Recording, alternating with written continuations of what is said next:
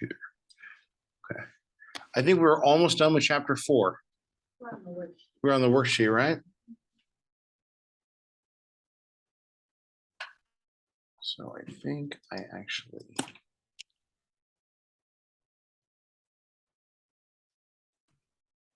emailed it to myself last week on purpose.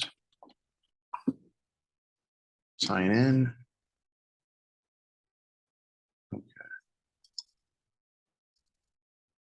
Okay.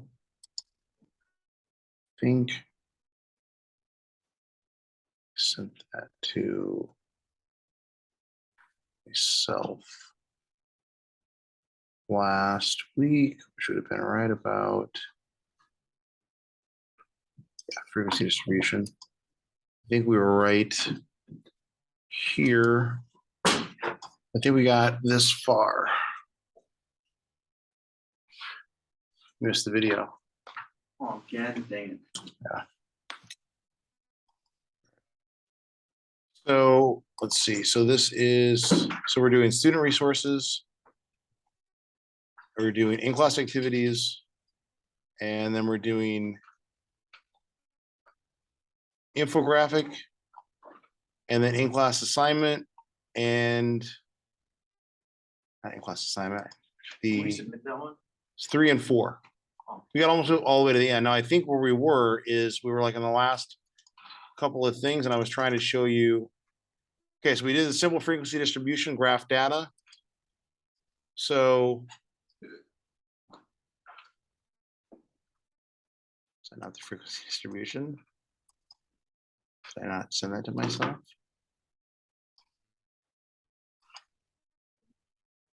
Downloads. Is that it?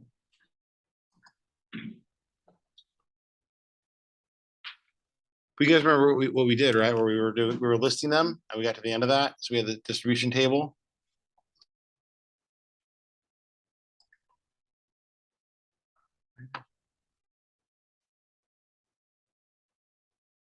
So then all you would do for,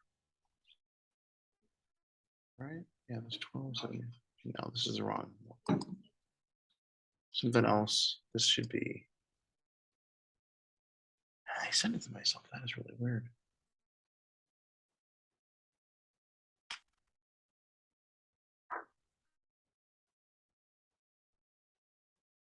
I know we had file. And browse. It's the only one that we have. I swear we saved that. Download desktop. This is frequency.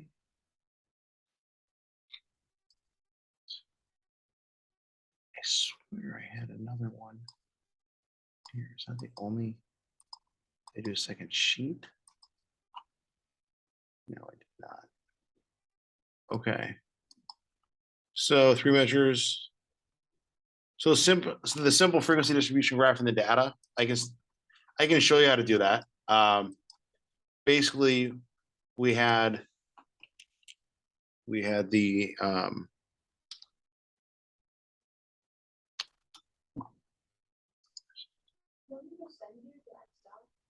do you have the Excel? Yeah. Want to email me? Yeah, because apparently I clearly don't have the Excel. I want to start from scratch. I was sure I emailed it to myself, but yeah, thank you, Nikki.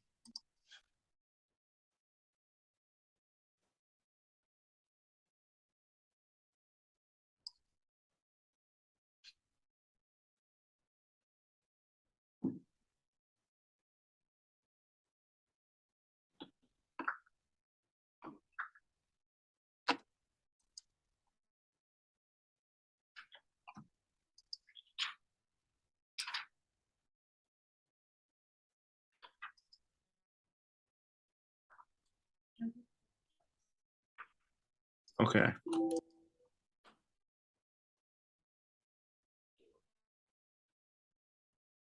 Why? Heck, I didn't have it. I don't know. So this is your frequency distribution. That was your, yeah. This is the nurse students. Yeah. So the chart title, you would just label this. Wait, where do you, I don't understand where you want us to go right now, because you said infographic 3 and 4, I can't find it. This is the one we were doing last We week. were doing last week. So in-class assignments, infographic, assignments 3 and 4 below infographic. And this is literally as simple as you just take, you can just literally just like take and highlight, or you can do the whole thing and just like right click that. Just go like, where is it?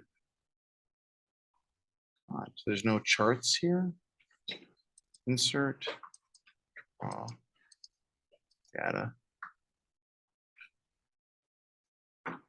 Whoa.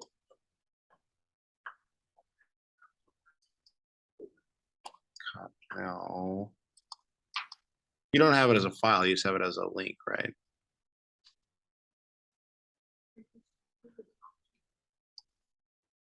Oh, Oh, do you need it as a file? I need it as a file because this version of Excel won't work. I got you. You want to send me that, Andy? I got it. I think I have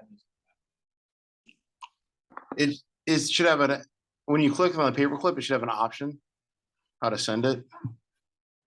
If you send it as an attachment, when I open it up, it'll make, like, the internet version of Excel just doesn't cooperate as much as the desktop version. Yeah, Victor. Please show the formulas for the SD population Uh-huh, yeah, I will. and the SD sample. Yeah, absolutely.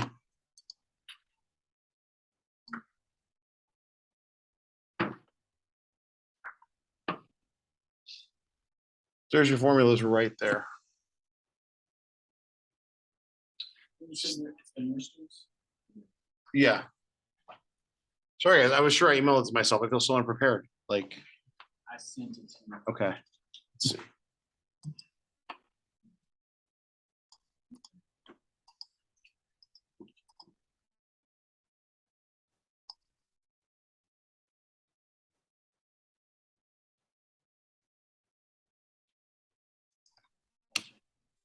You You didn't send it to me. I just sent it.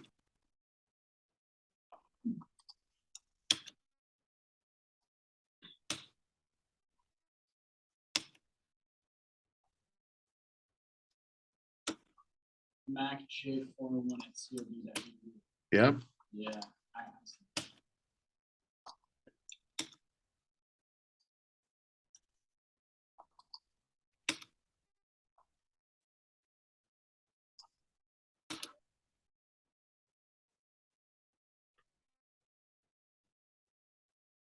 You're okay, right, Hudefa? What? You're Oh, okay? yeah. Okay. Okay. This should work. If I can download this, it'll be easier to show you. Okay, perfect.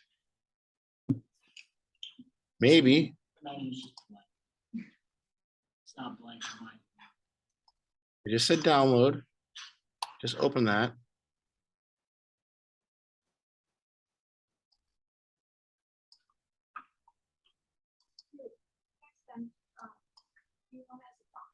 It says a document. Well, yeah, like as an Excel file. There we go. Here we go. I think we're good. So this is where we were last time.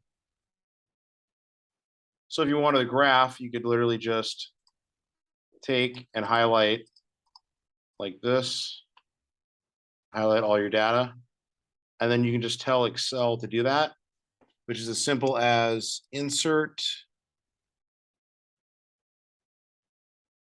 And we could do like a bar chart or, yeah, we do like a bar chart, for example.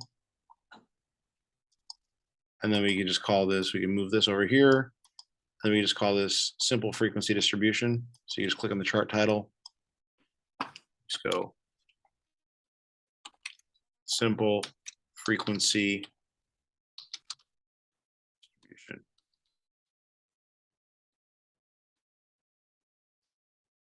And now you have a chart because here's all the numbers all the way up to 100. And here's the frequency, how often they occur. Makes sense? That's pretty straightforward. So what do they want us to do? So we did all this. We did 3 measure central tendency, mean mode, and standard deviation. three measures of variability, range, standard deviation, and then I think it was just bringing it into Excel, bring it into SPSS. So everything I got on this assignment. So you should be, Do I have to make that chart? yeah, so just highlight both of these and then tell it you want a chart. Except for the 3154 at the end, then just go insert. And then you can just like grab, I would say like a bar chart would be fine for graphing it. We could all, I mean, we could also look at like, no, let's not do that. That's just gonna confuse you guys. Yeah, just, I'll take a bar graph Okay, insert and then. Where'd you find that? and then right here. And like, Which one are you doing? I was doing that one.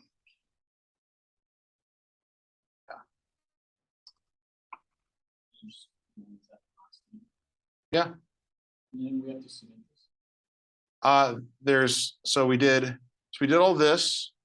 We did that. Now I think the only things we have left to do is calculating these by hand and SPSS, and then we're done. The last one, what, we're talking about the things we did last time, right? Yeah, The one at the end of class, we have to turn that into, right? yeah, That's this one. that's what we're working on right now. We're doing the last pieces of it. That was happening, I wasn't back. That's totally okay because you got through all this, right? The first, yeah, the ones we did at the Okay. beginning, yeah. Like the huge one, the long one. Oh, that was a different. There is an assignment 3 and 4 on the YouTube channel that walks through this if you missed it. And I recorded last week I too. cannot find two before, I still can't. I reloaded my page. But you should also have, It's called infograph 3 and 4, right? so you should have right here, lecture recordings, and this was last class's lecture where I walked through whatever you missed when you were in the restroom or prayer, whatever you were doing, that's already recorded right here outside of YouTube. Okay. Where we're actually working is student resources and then in-class activities. And then you're going to scroll down and find infographic. Right here, in-class assignment infographic. Yeah, yeah. And then below that, you have an in-class assignment 3 and 4. Oh, you click it, okay. And then you get this document. Makes sense, everybody? So I think we did this in Excel. We didn't really do it by hand. The mean, median, mode, standard deviation, and variability.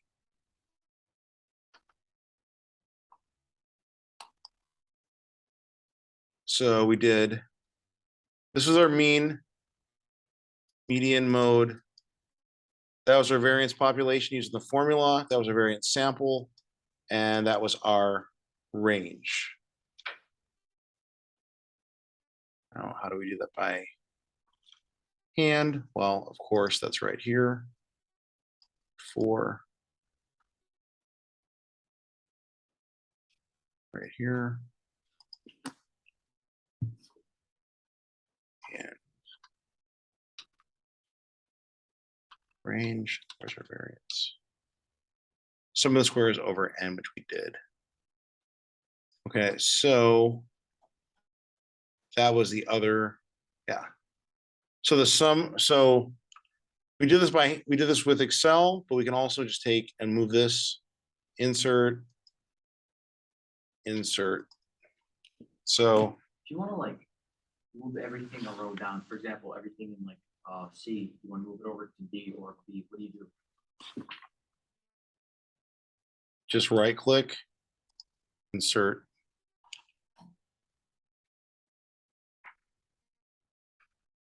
So we have, so what we can do is we have X, so the X minus the mean, so we have our mean right here, so we would do X minus M, then X minus M squared, and then we get our sum of our squares, so this would be Bless you. X value, which is 72 equals E16 minus F17. Plus the. And then we would take all that And we would fill down. No, not like that. Hey, no, maybe. Yeah. Mhm.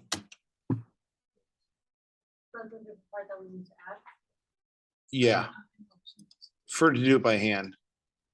Okay, so what I did is I took and I plugged in, if you look at the formula, I took this minus the mean we'd already previously calculated. So the value minus the mean, and then I just let's do that all the way down. I'm really do that if we're doing it by hand. We're doing it by hand. We do it by Excel. We can just plug in. We can just plug that. We just plug that in. Wait, Professor, what's like that X dash M stuff mean? X minus M, value minus the mean. So that we already have the mean, which is add everything up divided by the total number. Remember, the mean is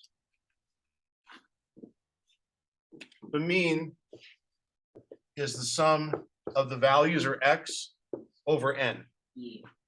So How'd you type it out in there again? So you do like equal or something? And so what I did is I said, like, for this, I did B, so I just the label B16, the first value, minus, because I already had the mean, oh, yeah, and then F18. and then I put a dollar sign here between the F and the 17, so that if I want to fill down and save time, Excel will take it. So what I'm basically doing is I'm telling Excel, take each of the values, subtract the mean from each of the values, that's X minus M. And then if you guys remember, it's always the sum of the squares over N, or the sum of the squares over N minus 1 for the variance. And then we square root that for the standard deviation. So why does the X minus mean? So we're subtracting the mean from every value. And if we take all of these values right here and we just subtract the mean and we sum them, the problem with doing that is we're going to get 0. Did it auto sum, or did it give me something weird? Oh, it auto summed weird. Yeah.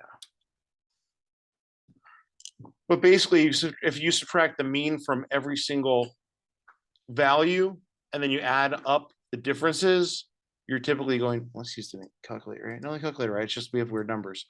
This would be 0. So we square them because that's the smallest possible number we can get by squaring them. Okay.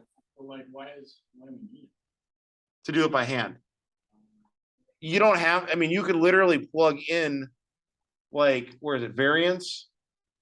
You could say that V equals VAR dot P and then your range, or VAR dot S and then your range. That would do it too.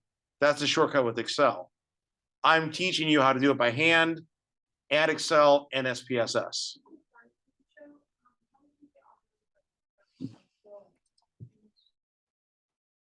I did B equals B16 minus F dollar sign 17.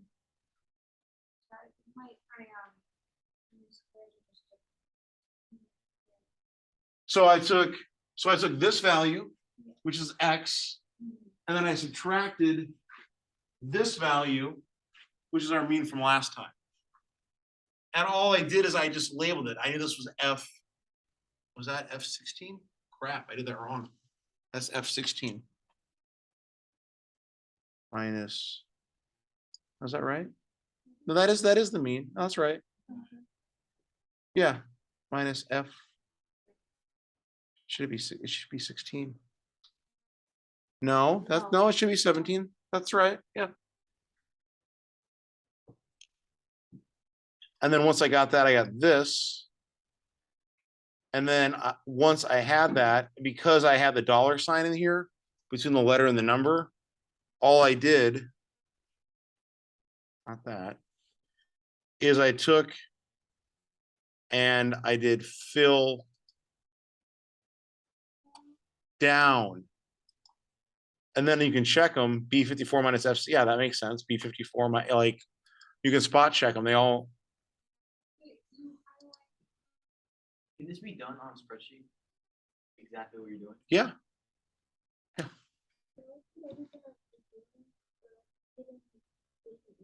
because you probably don't have a dollar sign. Really?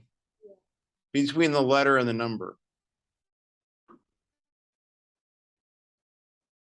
They should be doing that right. Do you have the correct mean?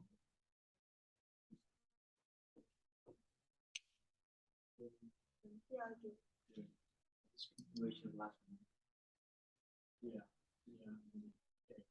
So we already have all this stuff that it wants outside of SPSS. With Excel, I'm just walking you through this that by hand again. Where do I get what? Fill is right here on the ribbon.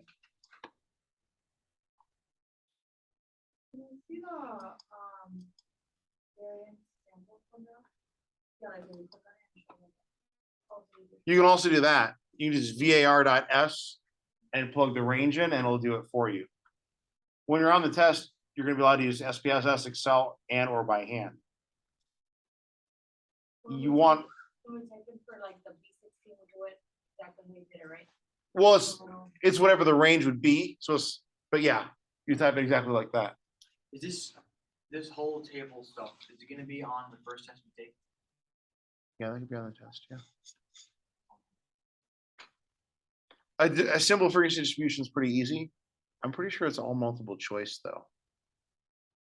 Yeah, so it's auto graded, so it's multiple choice. Is it, didn't you say it's 2 takes as well? Yeah, 2 attempts, I'll take the highest score. And when is this first big one? Not till next week, because what we're gonna do is we're gonna wrap up chapter 4 in a moment in this assignment, then we're gonna get into probability in chapter 5. Then I'm gonna tell you all of you that, and I'll show you this, what it looks like in Blackboard, to create a PowerPoint review for next week on your understandings of chapter 1 through 4. Start with the least clear and move towards the most clear. So if you go out of order, that's okay, but that'll help with your understanding. Are we So- having groups? No, this is individual. Yeah. And then we'll do the beginning of next class period is you'll come up one by one. It'll probably take about an hour or so. And you'll be like, here's how I understand chapter 1, 2, 3, 4. We'll record that. We'll post that also. And there's a discussion board post that's not graded in Blackboard. So you can post your notes of your understanding and we'll record it. That's a repetition that'll help you for the test. And then the test won't be until at least like over the following next weekend or the next class period. So you're gonna have either, I'm gonna give you like several days after that or an entire week to take it. But I think the review and hearing from you how you all understand it, in addition to what I give you is good. Yes, Nikki. How did you do them all at once? 'Cause mine usually like down. So I took this one. Now, I don't know if you have the desktop version or if you have the online version, and the online version might be a bit of a cage fight, but the desktop version should cooperate. And then I just literally left clicked and changed went all the way down, and then I just clicked fill down, and then it did it. And then the next thing we're doing is we're squaring them. So we would say this is equal to D16 to the second power. And then these should just fill down automatically. Fill down. Yep.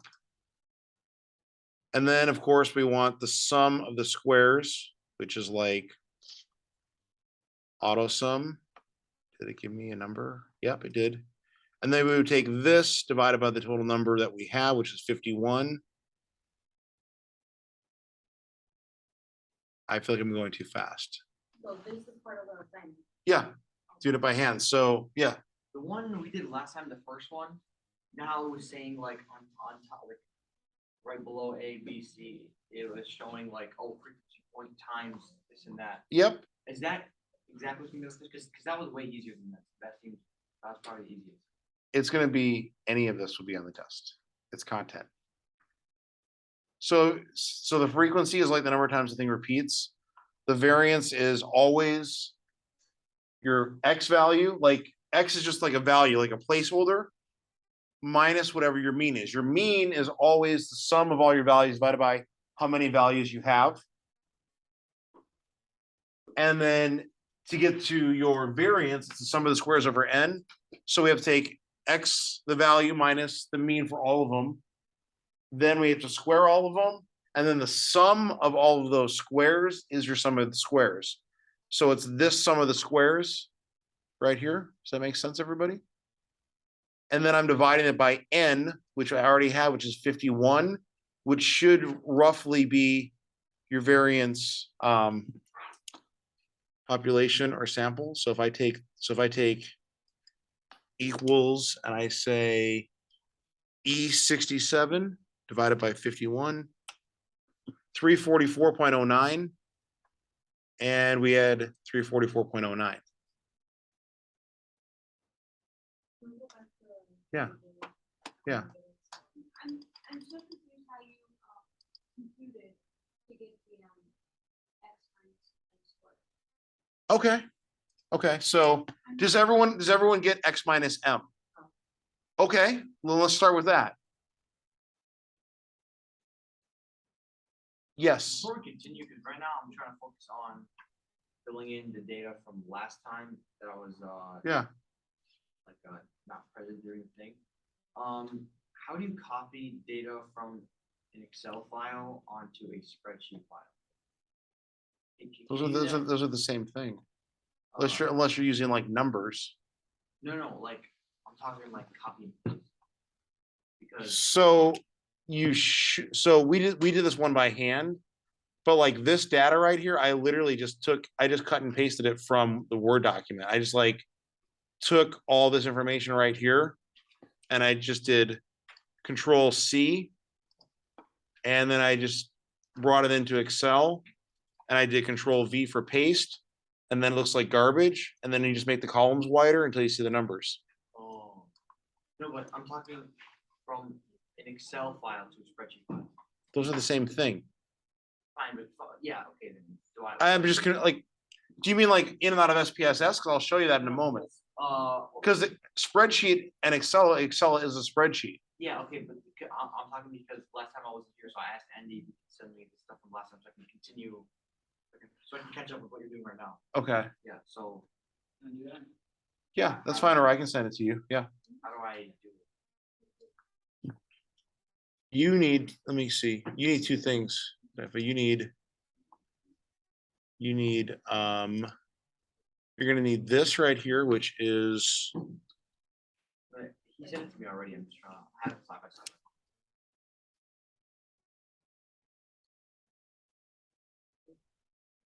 so what we had was, Should I show my screen? yeah, sure. Yeah, this is. It's, So you should have, yeah, so that's perfect. yeah, And then you should also have all that stuff in Calculate.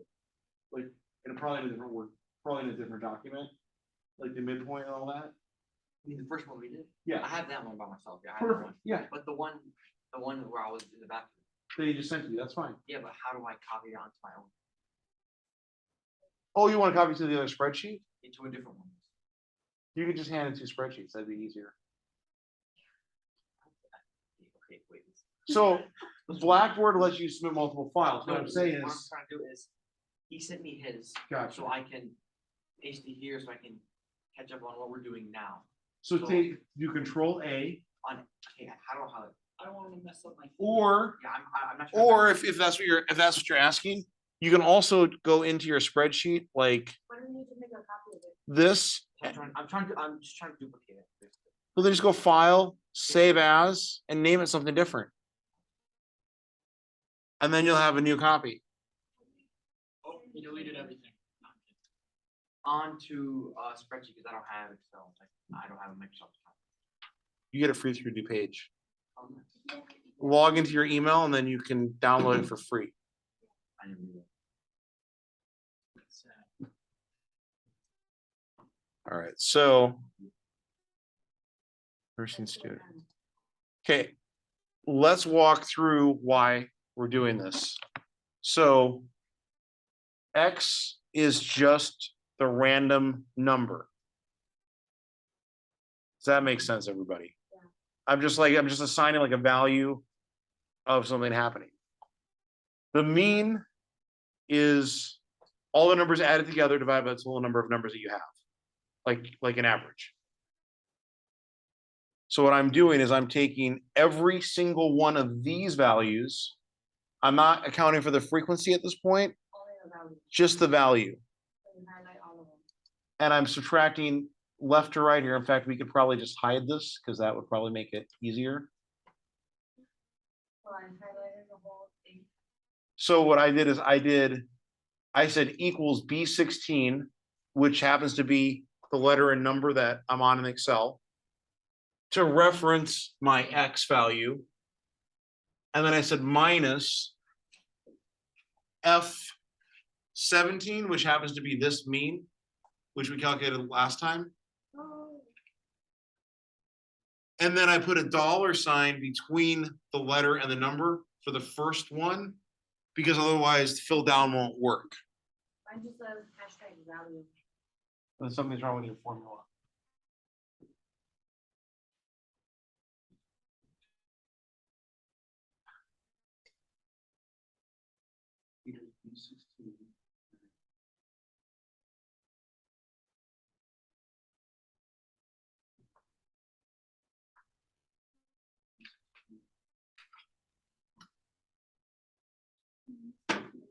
Equals B15.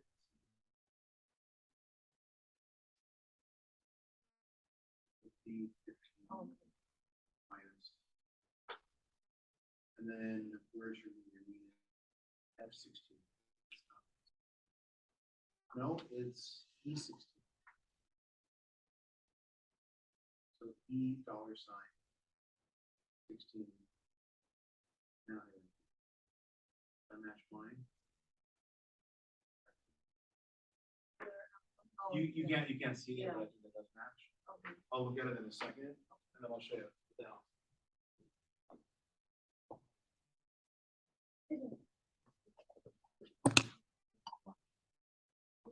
Does that match 10.15? 10.15, yeah. So then once you've done that, because you put the $ here Uh-huh.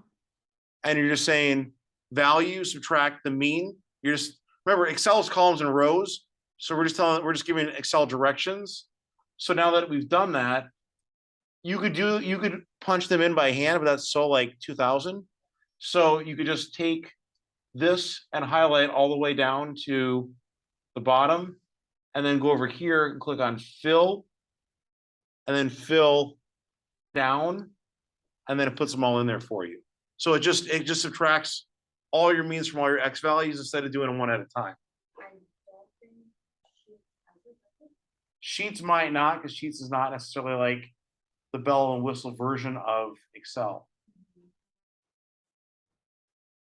Yes, Nikki, yeah, how can I help? How do you, what was the, like, the code to do the X minus 10 squared? Oh, that was pretty easy. So now that we have all these values, we just took equals, and then it happened to be D16, because it's the letter and the number. And then like the shift, like you're looking for like this little tiny thing, 2 to the second power. And because we're squaring, we don't need the $ anywhere between the letter and the number to reference to tell Excel what to do. And then again, I don't know if Sheets does it. You might have to do them all. You might have to do them all by hand. And then now that we've squared the values, remember, if we sum all these, this should be 0. The smallest possible number is the sum of the squares. So we take all the squares, we sum them, we get the sum of the squares, which is this giant number right here, the 17,548. And then we divide it by n, which is 51. And I told it equals count, and then I gave it the range. That's how I didn't count them by hand. Yes, Nikki. So for whatever reason, why, I guess I rounded it up to like only 2 decimal points. Similar. There's like similar, but they're like, not decimal points, does that matter? That's okay. Yeah, that's okay. Yeah, I want you guys to know the steps for the test, so that's fine. If you ended up rounding, that's fine. It's best probably to round at the end for exactly what you just said to me, but it's fine. How did you calculate? So the mean is always gonna be the sum of all the values over n. I meant like how did you calculate? Oh, you mean like the formula? Yeah, That was right. I don't even think I did. Oh, I'll show you the formula. Let's do that. So we're gonna say Excel. Yeah, always. Excel mean. Like with the formula. I'm just labeling that so you know what I'm doing. Then you can say equals, all caps, average, bracket like that. And then you just take all of these. Don't do the last one because that's your sum. And then you can hit enter Whoa, and it tells you, or you can have that bracket. you did, wait, what, you did, Equals average of all the numbers because that's what the mean is. And then I give the range with the colon. Yeah, Hector. You show the absolute mode. So the mode we were that was very easy to do because if we go unhide, the reason, so what we can do with the mode is I think we only had 5 in there once. I think we just like visually found it. But you could also take this data and you could be like data sort, expand the section. So what we did for the mode is the way we knew the mode is there was only one 5 in here, which is 58. So we knew that 58 got repeated 5 times, and that's the highest number. That's how we just like visually found it. Now you can ask Excel for the mode. You can do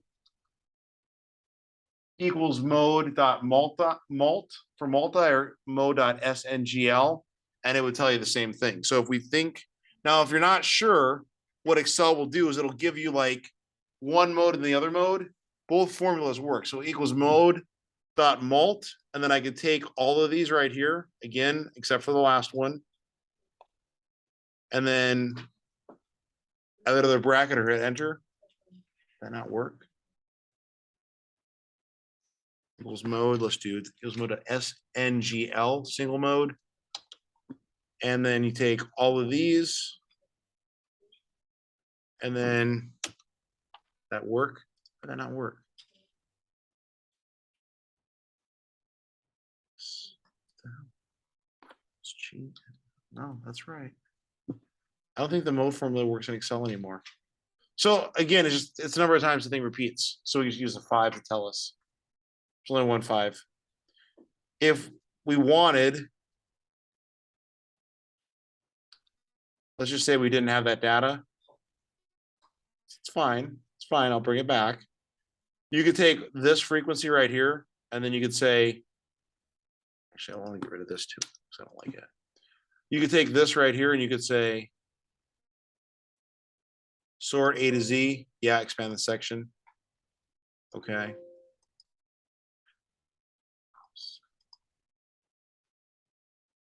Let's go.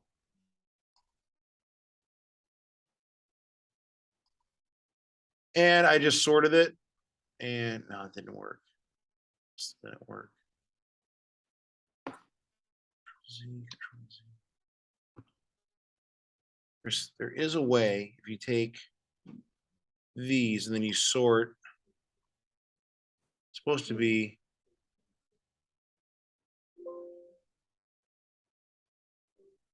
expand this section.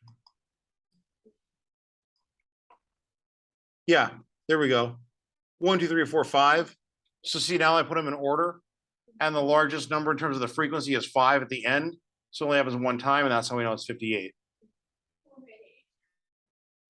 All I did was sort them. That's under data. So I just took all the frequencies right here. And then I just did sort. Expand the section, yep. And I did them from ascent from lowest to highest. So now we still have a simple frequency distribution table. Like if we literally put like a box around it, that's like your table, which we can do by going like this, all borders. There's your simple frequency distribution table. So all we have listed now are our X values and the number of times the thing happens. And then our last number is 5. And then remember the mode's the thing that happens the most. And then I told Excel to move the numbers with it when I expanded the section. So I said, sort it low to high, and then put the number next to it right there. So we know 58 got repeated 5 times, which has to be our mode. Versus just like finding the 5 in the list. Does that make sense? How did you command it to do that? You don't need to. Let me just that guy. So like, So you see all those are out of order, right? Yeah. So I'm going to just take all of these with my left mouse. I'm going to highlight them to the bottom. I'm going to click on data. I'm going to sort A to Z like that. Lowest to highest, smallest to largest. I'm just going to left click that. And then I'm going to say, yes, I want to expand this section. And that's it. Now, these are the same numbers, but they moved with how many times they happen. So 74 happens 1 time. All these numbers happen 1 time. All these happen 2 times. All these happen 4 times. And then the last number in our list happens 5. That's the mode. Yeah. It keeps saying that, it says missing column or I might have to see it. Are you using the online version or are you using desktop? desktop. So that should work.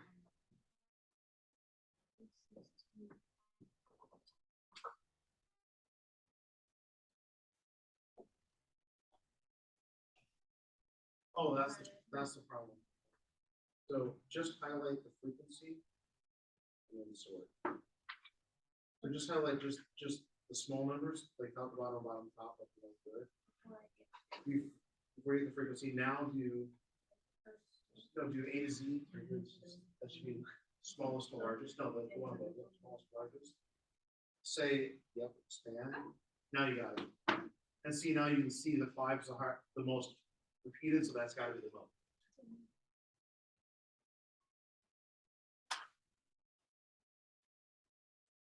Is that everybody with me so far? Is that all making sense? What? Oh, because it wouldn't autofill. So you just gotta put them in by hand. And after I do that, we sum it up, right? Yes, for the data I just deleted, yeah. For this. So yeah, X minus M, then square them, then sum them. I highlighted everything. So did you do all these columns, X minus M all the way down? Yes. And then this one, I don't know if it'll autofill, but it would just be equals to the second power for each one of the rows. Okay, so individually. You probably have to do that individually. And then once you have all those,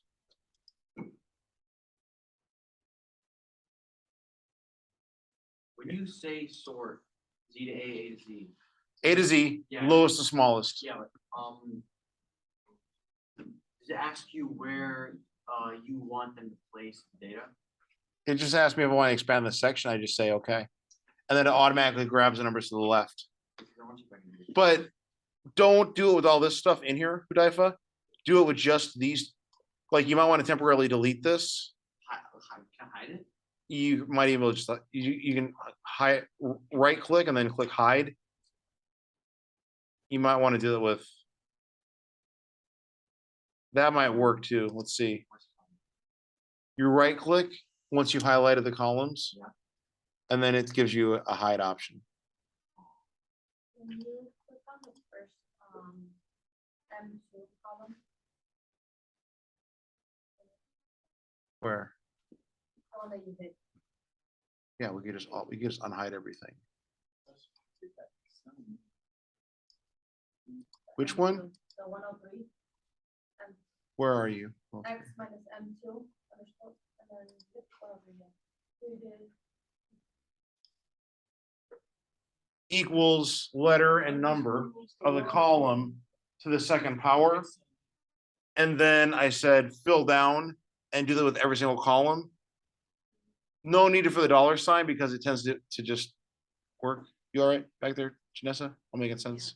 You're retired, it's fine. Just making sure I wasn't losing anybody. Yeah, what's your question, Andy? The Excel mean Yeah. equals average in all caps. Where would you type that?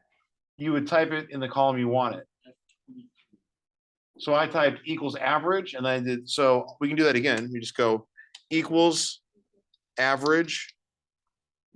And you want all caps, otherwise Excel will get angry. And then bracket, like Wait, the one underneath this. rounded bracket, Parentheses? parentheses. Parentheses, yeah. Oh, that's not parentheses, you're right. And then what do you do? And then you just highlight the ones that you want and either put the other bracket or hit enter.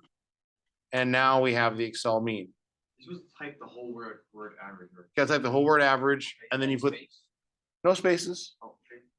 just like that, equals average, colon, and then the range happens to be B16 to B66. If you've done the exact same thing as me, that'll make sense. If not, you may want to highlight it. Excel will do it automatically for If you you. want to solve it for you, what do? You click. Enter. We found a typo. You type something wrong then. Like set the correction.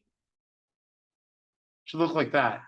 Average, first row, colon, last row. That's beautiful. And that's your Excel mean.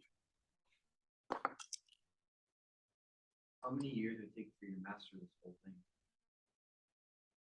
It took me a couple hours. No, come on. That's college education. No, the first time I taught this class, I prepared the whole No, class I'm talking before I about taught it. I'm talking about Excel, the ins and outs, how do you do everything? Oh, I worked in the toxic corporation world for years, Whoa. or many. Why is Which it toxic? toxic corporation? Norman? I cannot confirm or deny who that Okay, is. which one? Would you say it's multiple? Yeah, but there's 31 places I've worked on my LinkedIn, so good. You know, you have an Expletive interesting luck. life. Maybe like you're like a mafia boss or something. I don't know. You're working, No, but I did tell the guy Working that with once all these because corporations. he kept messing with me and like Hacking- cyber stalking me. So hacking the firewall, sending the leads to you. I don't know, man. Getting a credit card? The mafia boss. Like, Yeah. he's always wearing suits. He's always wearing nice suits. that's part of being a professor, taking the job seriously. It's almost like that's a profession. That's Not all professors He wear does nice make a suits. good point. I'm making very good arguments. so. Did we do everything? So we did, That's how I was trying to stay with me. I was just putting the SPSS. and then I think SPSS is last. So we did so standard deviation, right? That's all that's left. So by hand, you can just do square root. So we did do. I think we did. Did we do the standard deviation already? We did. Right here with that's the Excel formula equals stdev.p or .s for the sample, and then your range. But we did some of our squares right here, and we divided that by the n, which is our variance right here. So, Wait, the one do we below, need this? Yeah, the E67. which is the sum of the squares. Some of the, which squares? Which column? E? This is x minus m squared. So x minus m. So all our values minus our mean. We squared all of them. We summed the squares, which gave us the sum of the Is squares. there like a formula you type to do that? Yeah, equals Okay, wait. sum. Equals sum of capital, of what? The range, E16 to E66. Okay, let me try that. What's that 344? E, That is the variance, E. which is since we have the sum of the squares, Andy, and we know our n happens to be 51. That's our denominator. So we're just taking the sum of the squares divided by 51, which is 344.09, which just happens to be the exact same variance population with the Excel formula. So we know we did our math right. Hold on, okay, wait, so do you do an equation for that, or you just, you just do that? Yeah, I just did my sum of my squares divided by my n, which is 51. The one below, 175 for 8.7541. That's the sum of all the squares. No, yeah, I just did that. Well, the one below it, what is it exactly? That's the variance, the population variance, And what, which is this formula. how would you type that into text, spreadsheet? You can just say equals, and then you can reference the letter and the number, which happens to be E67 for me. Whatever one it is for you, divided by 51, which is your n. Wait, the 175 for 8.7451 divided by the amount of rows? No, divided by 51. Why 51? Because if we go up here, this was the count. So I told Excel to tell me how many values were in our list of numbers. And it said 51, which is our n, or our population. You said divide or sum? Divide? So sum all your squares together to get the sum of the squares, I got that, and then divide by 51, which is our n, which is our total number of our list of numbers. There's 51 numbers in the, What do you Excel. type for it to divide? I'm searching, I'm typing divide. oh, you just type, it's like the backslash, like that.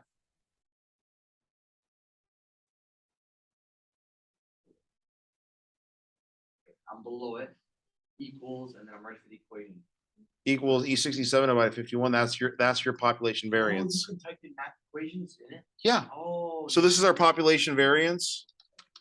And now I think all we have left is our standard deviation, which we already did in Excel, but E67 divided by 51 F16. or F51, either way. F, no, capital F slash. Enter. I got name question mark. Then you type something wrong. Okay, Somebody come so over. this is stuff you have to do in the actual business world? You could. I did practicum my stats for them in 180 hours of my PhD program, showing them errors they were making with their predictions. You can do things like linear regression where you can predict the outcome of something. Like you totally can use stats in the real world. Having an average or a sense of how people are doing for like sales goals, so they're not absurd, would be important. Backslash is the one that where if you put capital, it's question mark. right? Yep. Okay, backslash, and then you put a space or no space? No space. So no space is period, anything. No space. No. The chart, all I did is I just highlighted both of these. Actually, I think I got I highlighted both the labels, the X and the frequency. I didn't do the last one because that's our sum. And then I just did insert. And then I just said, give me a bar chart like that. And it did it. And then I just changed the title to simple frequency distribution by clicking on it and like just literally like typing simple frequency distribution like that. So I made Excel do it. I made Excel do it, but I just said, take this data, give me a bar chart or like a graph, kind of the same What thing. was below population variance? You had it written down. Right there. Standard deviation. Deviation. So the standard deviation, remember, is the square root of the sum of the squares over n. So since we already have the population variance, all we have to do is type equals SQRT, Wait, everything is cap, right? Always? That's URT, yep. Cancel. Yeah, so it should be equals SQRT. And then I can just grab my number, which happens to be E68, and then I'll throw another bracket in there. That's our standard deviation. So equals SQRT. And then I bracketed. I could have wrote 344 in the number. I just put the letter and then the like the For the row in the pop column. What? You use the number on the pop variance, right? Yep. Because that's literally doing this. And then I think Wait, what do you copy, what do you bring over, 344.09? So I had this, and then I just said, give me the square root of this, which was E68 So you do, equals SQRT brackets, and then drag it in between it and then close the bracket? or click on it, yeah. In Excel, that is var.p for population, and then your range. Which, by the way, everybody, all of these are right here. If you go into announcements and you scroll down, every single Excel formula should be somewhere in here. Right here, Excel formulas. Range is always the largest one minus the smallest, largest minus smallest. So if we go back into Excel, what do we do for range? We did. Oh, I think all I did is I sorted. So what I did for when I figured out the range, I just took all of these and then I did data, sort, expand. We'll come back to that because that looks wonky. And my highest number was 94 and my lowest number was 28. So I just took 94 minus 28 to get my range, which is 66.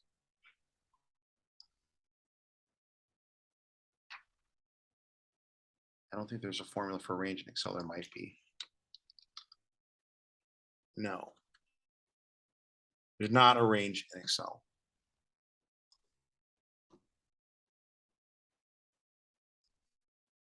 Make sense? Questions? So we did all of these. We did central tendency, mean, median, mode, standard deviation, range, standard deviation, variability. What we have not done is SPSS. Can you check over mine, see if I hear right? Yeah. If I'm missing anything? Wait, and then is that done? Or is it- Almost, we're just gonna do the SPSS and then we're done. Oh, That's chapter 4. Were we supposed to do SPSS for the other? for the- No. No, this, those were manual calculations, and then it's SPS right at the end. It's tiny, but that looks right. Yeah, like 50%. Okay, 80%, is that good? Yeah. Right. Yeah, No, yeah, no. 50%. Yeah, Okay, good. yeah, that looks good. Okay, so now we're done with, do we? All we're doing now is we're gonna do the SPS output measures for central tendency, measures of variability, and graphing. Should we submit this now? Not yet, we're gonna do SPSS. We're gonna do this right here. Oh, we're basically doing it again on SPSS. Yeah, so we can take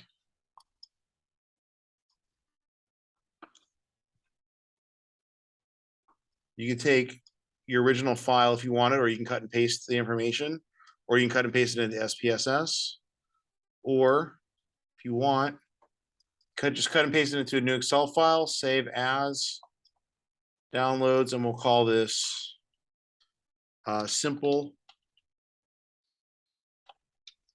frequency 929. Just so I know what it is. All I have right here is literally cutting and pasting the numbers from the nursing scores. That's all I have in Excel right here. I've just resaved it. You can then go into SPSS. And they're asking for, what is it, 3 measures of variability and graph the data. Easy enough. So we'll let SPSS open. They want the central tendency and they want a graph. So we're gonna make SPSS do it. So Do we need to like put all the data? no, just file, import data, Excel. Go find where you just saved it. Like I said, I took the stuff from the Word document, I cut and pasted them into Excel and just created a new file. So we don't have all the standard deviation, we just have just the numbers. You can file import data or what? File, import data, and then And then we're gonna go into, it should be not there. And then But you save it as like a UTF. No, I save it as an Excel file.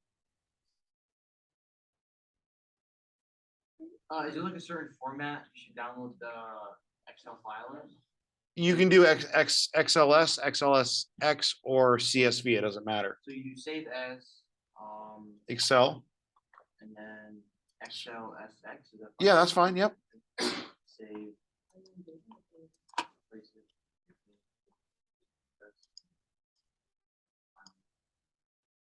Call it something that you can find it, Did you say import data or? import data. And then you're gonna find the file and you click on open and then magic. Okay, and now we have imported the data. I think it's gonna work. Hold up. However, you know what we didn't do? This looks like crap. What we should really do is these numbers should really be below each other. Oh, wait, we're When just I- doing those numbers? Yeah, I'll tell you why. That's not what. When I have this screen, do I put okay or paste? So just say okay. But what we should really do, It works. everybody, is we should take and put these in one column from the data. So that's all I'm doing, and then I'm gonna resave the file. Control V, It actually works. Control X. But All now- I'm doing is I'm moving these into all 94 numbers into just one giant column Now that it's duplicated, are we just gonna add more stuff onto it?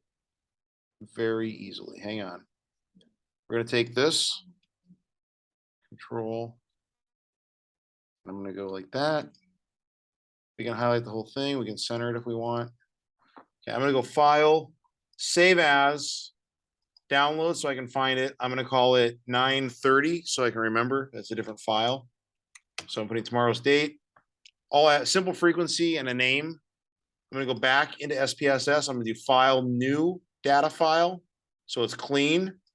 File, Import Data, Excel. I'm gonna grab the one I just created. Wait, what you just? I made it one column in Excel. Instead of multiple I just put all the numbers, I just cut and pasted them into one column. So, You wanna see that again? I can show you. So this is my simple frequency file. What I did is I had all these numbers that I cut and pasted out of Word, out of this document right here. So I cut and pasted this into Excel. And then all I did is I just moved all of these into one giant column like that. And how did I do that? I took each row and I did Control X for cut. And then I found the row below and I did Control V for paste. just made an entirely new Excel. I made an entirely new Excel file with just all the numbers listed in one column. Yeah, Nikki, yeah. Sorry, I normally get the thing. But I see right now, under the read Excel file, like which you Just click OK. You're in SPSS. Because now I'm going to open this in SPSS. I'm going to click OK. And this is probably where you were. And I'm going to click OK again. And then, oh, so then I did something wrong with my file. What the hell did I do wrong with my file? Oh, I need to resave it. File, save as, downloads, 931. 931. .xl. Save. Data, file, new, data, file, import, Excel, 931, open, okay. I don't know why I did that. Then can I do that? That's probably okay that it did that Can I though. do that one line thing in SPSS? Mine didn't do that. Let's try this. Just put the numbers in Excel, highlight them, and let's cut and paste them into SPSS. Control C, and then new document. It's because it's reading it weird. File. Oh, wait, we can do that. Wait. You can actually do file, save as, downloads. You can change this to CSV, comma, separated values, save. And then we can go file, new, data, file, import data, Excel, file type, CSV, open. Next, next, finish. Oh, I don't know why it's doing that. It's just putting them in a weird spot. Okay, then we'll just go file, new, data. Can we cut and paste? Let's grab all the numbers, Control C. Data, Control V. There we go, perfect. Now they're all in one column. We can go over here, 0 decimals. We'll call this, doesn't really matter. We don't even need to name it, but we can call this ages. Doesn't really matter. You name it whatever you want. So if you can just get these into like a column like that, everybody, and then you can go analyze. Is it supposed to be 86? What? 86 number? Yes. I think it's 75. Did you notice There should be 66 numbers. I feel like I'm not copying that right. 66? Did you want to transfer over those numbers? So we're trying to take these numbers and then move them into, then I moved them into Excel and then I cut and paste them 49. 50, yeah, 86. Yeah, that's right. It should be 80. Oh yeah, it's 86. It has to do with the number of times. Because we had a total of 66 for the range, but it's 86 numbers. So if you're in SPSS like this, and you have 86 numbers, you're good. Just one row, one column. And how many numbers? 76? 86. Ooh, I have 95. Yeah, I've got 76. Then I pasted something wrong. Yeah, I just copied and pasted mine. Okay. So did I grab something wrong? Dude, I don't. Control C, that's all of them. I'm gonna go into Excel, file, new, Control V. And then I'm gonna take all of these and move them here. Take all of these and move them here. We take all of these, Control X, Control V, Control X, Control V. Take all of that, Control X, Control V, Control X, Control V, Control X, Control V, and Control X, Control V. 96, you are correct. I clearly did not cut and paste correctly. I'm gonna make this wider till I see the numbers. I'm gonna highlight that. I'm gonna center them. if we're like one number off, It'll Or- screw it up. we're fine, in terms of the assignment. No, you wanna have the right amount of numbers. No, like, for example, like, in V1, V2, it's just like a list of numbers, let's say one of them, like, you're a number off. In terms of addition, subtraction, 'cause I thought I was off on one of them on non-tasking. No, you don't wanna be off. So numbers, I'm gonna call this, Why were you on Excel right now? I'm gonna show you book 3, 4, 5. Formatting, mine's not something like that. Mine is like doing like a whole thing. In one thing. Yeah, mine did that. And then what I did is I took, did you see? I don't know if you saw what I was doing. I can go back. Run fast. Because mine's not in column, it's all in column A. Oh, so it is right. So you have something looking like this in Excel, right? Like this, It's all in number, it's all in column 1. like this way. No, like every single number is in column 1. I don't know why. Okay, so go into the RTF document, highlight all of that like that with your left mouse. Do Control C on your keyboard for copy.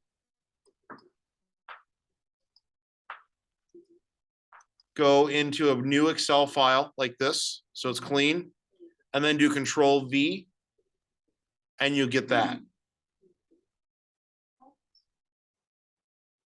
And then your numbers are in different columns. That's what I did. I will try it again.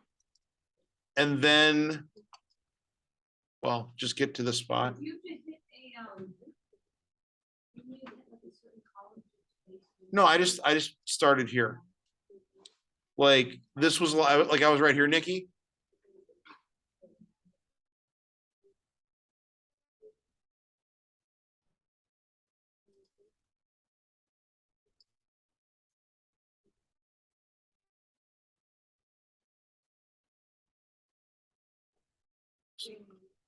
So then, Can I bring my computer up? yeah, bring your computer up. That doesn't make any sense, but I believe you it's happening.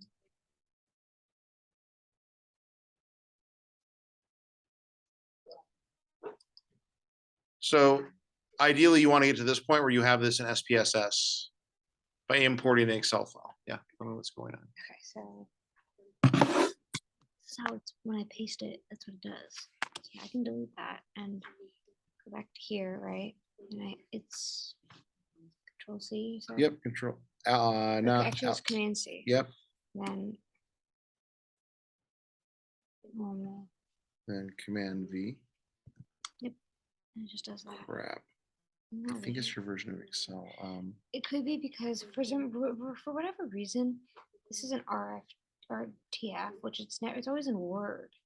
I don't know why it's like in this. So you can go File, and you can save as, and then what you can do is you can save it and change the format to a .doc file. No, file. You don't have to save as. Well, it's not. It's not. I don't know why it didn't open up in here. Okay, Can I so go? Let me so- go back to the assignment where you so- access it on Blackboard. so what you can do is you can cut and paste that into Word. Yeah. Like open up Word and then it'll Is it under general resources? in class or- activities, Let me just see what happens when I try to open it again. and then scroll down to infographic. Yep, that go to that folder. Click that file, Yeah,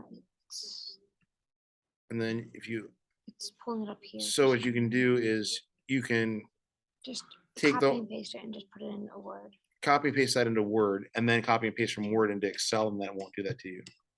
But you can, yeah, that's fine. Yeah, I'm just gonna copy the whole stay here thing. and like have you Yeah, I'm gonna- watch yeah. me because I swear I'll sit down and then It won't do it. Yeah, it's no problem. Then create. Now do Control V. Okay. Now take these and cut and paste those into Excel. And probably a brand new Excel. You can just I mean, it might be fine, but I would just say for new, yep. Control V, yeah. oh lit. Okay. So then all I did once I was here Mm-hmm. is I took every one of these, I did Control X and then Control V, and I just moved them all into one column, one by one. Control X, Control V, until I got them all. So Control. X for cut and Control V for copy. And then Control X. Oh my gosh. Okay, thank you. I can do it. Okay. Okay. And then once you've Is there more steps? done that, you can save. As, I think I remember that part. Save as what do I say? You can save it as an Excel file Okay, then I can or paste a CSV, it doesn't matter. And then you just go in, you can open it it in in SPS. SPSS. And then you should have a column like that. Did we, are we also supposed to open the other Excel sheet that we made? We don't need to transfer to SPSS? At all. Just these. Just numbers? these numbers. This is it. Yep.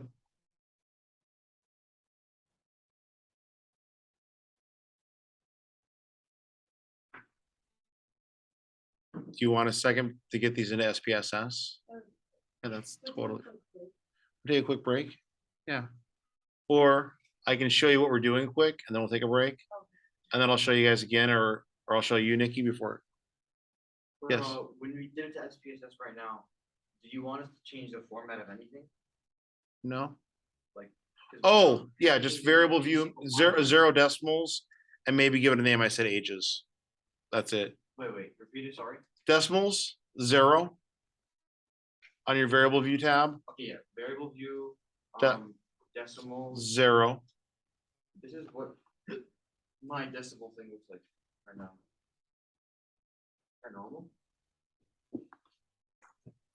For you, there's nothing there, but for me, there's stuff already.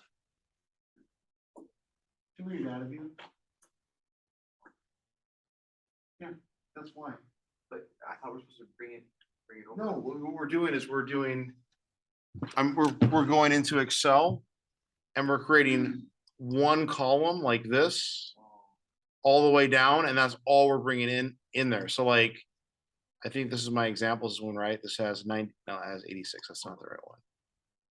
Book 3, 4, 5, 96. Yeah.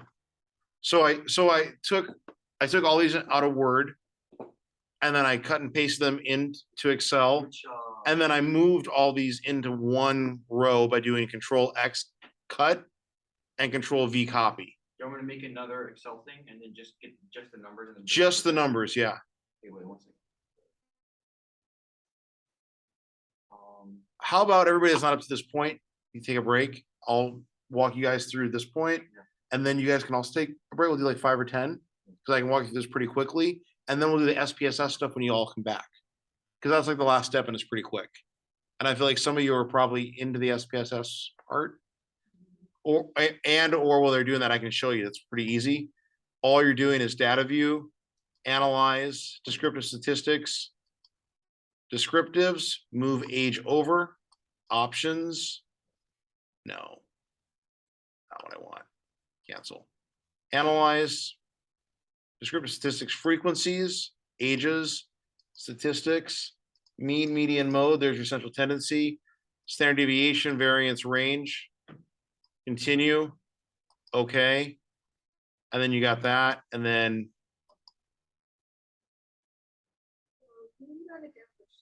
yeah. And then Excel, folks, just tell me when you're ready and I'll show you how to catch up. So analyze descriptive statistics, frequencies. And right here. Analyze descriptive statistics, frequencies. This is going to be over here. I called it ages. You can label it people, whatever you want, just so we know what it is. I move it over here. I hit statistics. And then I literally, so it said they wanted 3 modes of central tendency, right? What they asked for. For central tendency, measures the variability graph data. Okay, cool, great. So we're central tendency, 3 measures, mean, median, mode. Just checking them. I'm also asking for the standard deviation, the variance, and the range. So I just check those and I click continue. And then I click OK and display frequency tables. Oh, and charts, bar chart. Or we can do a histogram. Because we're graphing it, so we could say, what? You lost me right there. Before that, before you got that. Before this? Summer, I just pressed OK, and then it brought me to No, this. then after. Yeah, that's good. Okay. Right now. And then, so you do the stats right there, and then to continue, and then you can click charts, tell it what that you want, like a bar chart or a histogram. But you didn't actually look. Yeah, what if you already pressed OK before you? did That's that? okay. You can do it again. So let's just do without any charts right now, none. So I'm saying stats, I've checked them, continue, okay. And then I get, Yes, oh, yeah. That's right. then you Yeah. get that, okay. Yeah, okay. That's what I got. And then if you want to graph it, you can just do analyze. I got you in just a second. Frequencies, charts, and you can just pick like a bar chart or histogram. say continue. And I'll Where's frequency? I'm sorry, so analyze and then. analyze, descriptive statistics, frequencies, charts, and then like either let's do a histogram, continue, okay, and it puts it down here. Oh. And then that's it. And then we're just gonna save it and submit the file. And that's the end of chapter 4. Do we need to just leave it how it is, popped up with that? Yeah, but you want to, so save a .sav file, that's your data from SPSS, save a .spv file, that's the output, like maybe later IBM. This right here is SPV. So you go file, save as, and that's the extension SPV, then you just label it with whatever you want to call it. You can say like assignment 3 and 4, save, you go file, save as, this is a .sav file, this would be assignment 3 and 4, this is just like your data, so I can see it, save, and then of course, your Excel files, you can just save as a .xl, and then you can submit the Excel and the SPSS files, because we worked in Excel for everything, and that's it. And take a break or ask a question, Is there yeah. a way, like, for example, like, you know how before you made us bring over everything from Excel to SPSS? Is there a way when you do that, you could, like, in the process, in the middle of moving it from Excel to SPSS, you pick which rows to copy? There is, but I would just know what you're gonna do with Excel. That's like extra steps. Because it gives you an option to do that, but I would just have it the way you want in Excel and just click OK through it. Yeah, because I'm asking how right now are we gonna move everything into one row like you were showing before? All I did is Should I duplicate it? Wait, I took it, where was it? It was this one. All I did is I had all these up here.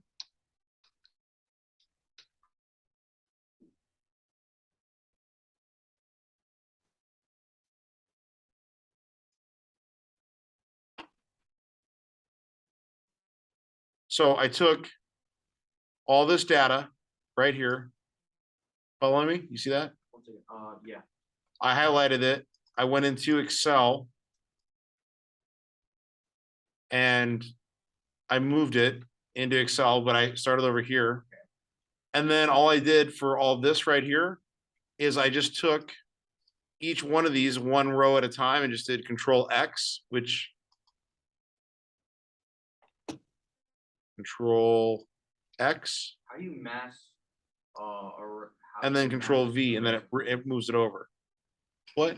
How do you mask erase a row? Because I'm highlighting a bunch of stuff and I'm putting backspace, it's not working. I don't know why you have to do that. Because like, let's say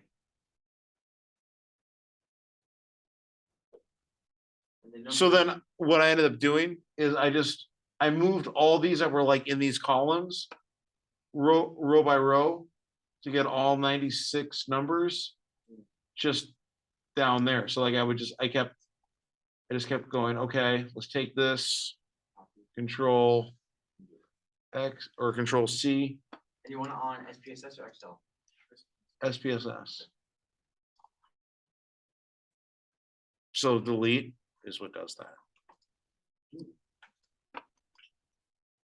go through how to make the bar, the chart on SPSS. Yeah. So once you're in SPSS, so now you just have like just your column, analyze, your descriptive statistics, frequencies. You move your variable you've labeled over. For the stats, you just check these. I think you all got that, right? And then continue. And then for charts, just pick one. Say like a histogram, continue. Want to see that again, Andy? Charts, Yeah, I got you. histogram, continue, and then say okay.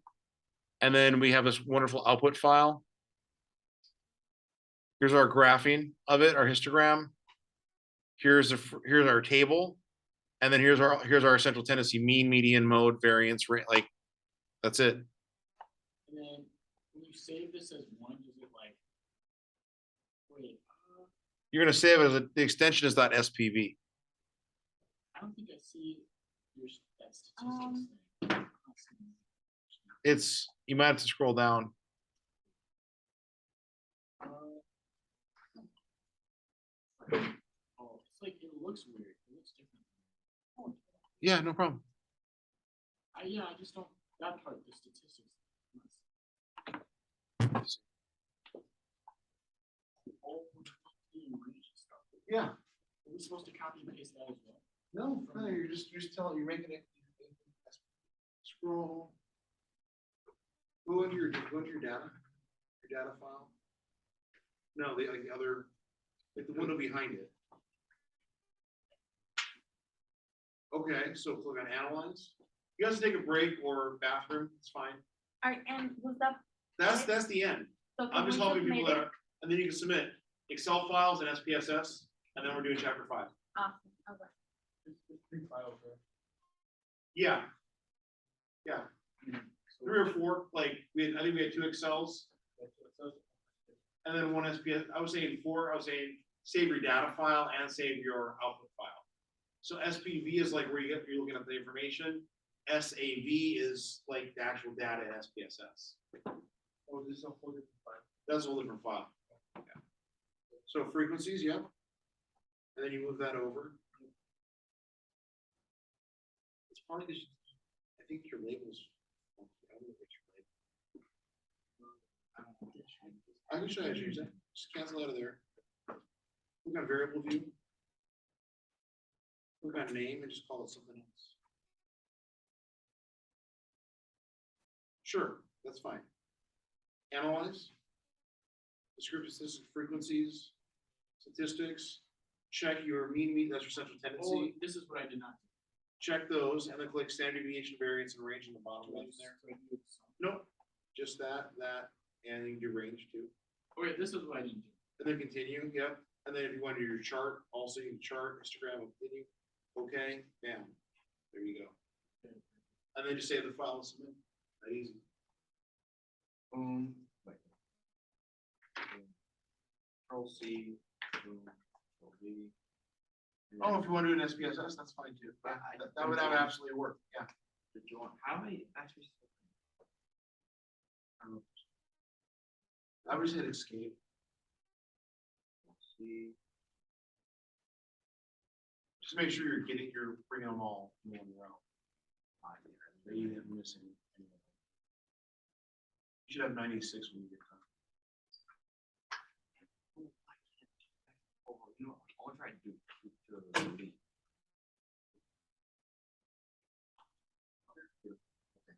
And then wait, once we put all this in one row. I'm gonna show you how to do it. I'm just gonna sit here now. You want us to submit just that? No, I want you to run a report. It's really easy. This is under in-house. Yep, in-class activities, infographic. So in-class activities, then click on it, so click on that. Then click on that, and that's where you're gonna submit. And you should be able to submit multiple files. So yeah, just keep bringing them down until you get them to one row. Can you zoom out on SPSS? I don't know if you can. I don't think you can.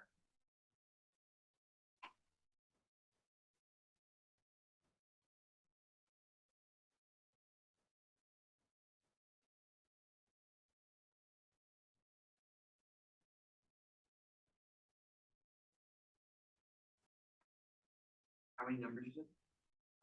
96. Yep. Should be about 96 numbers. I'm not sure exactly. It's 40. Okay, yeah. Yeah, I think this is it.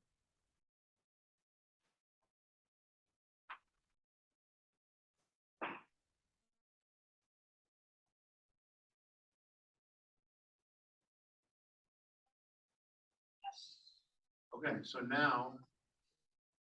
Yeah, then you delete those. Yep. So do analyze.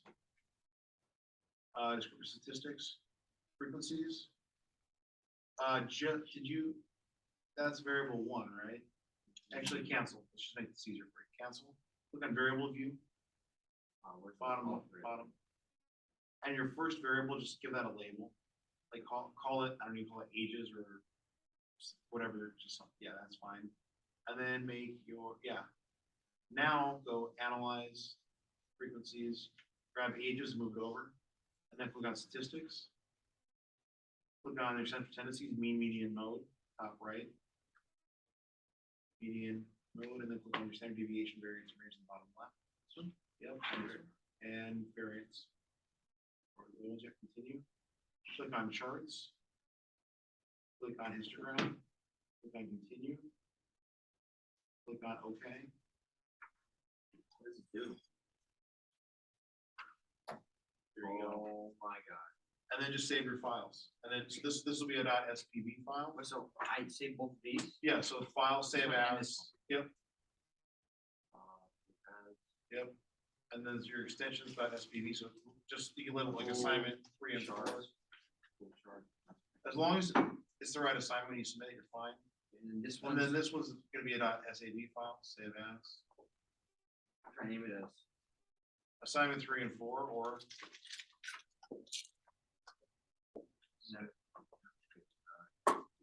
SAV, you said? SAV, yep, okay. And then just save, And then the first one, and then just save your Excel files. okay, wait. We just- So right now we're turning in both of these, SPSS, and then what else are we turning in for green? It would be the simple frequency distribution, when we do with like, Last time? the one we just finished up Wait, with Excel. Where we're like, how many times does the thing happen? And then we did the population and the variance and everything. yeah, I think I had it, let me just open it. And then it's also the midpoint one. The one with all the calculations we did by hand, Last time? with the rounding and everything. Okay, wait. This is the one.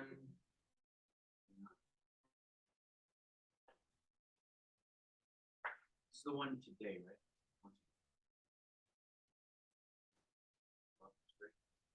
That's not today.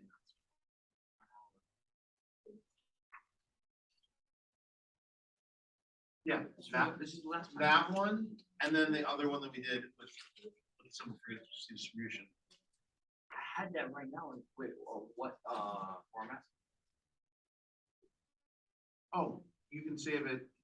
I'll take it as Excel or as a PDF. So PDF, Yeah, that's fine. I can do that. I just had that one. And then you can export it.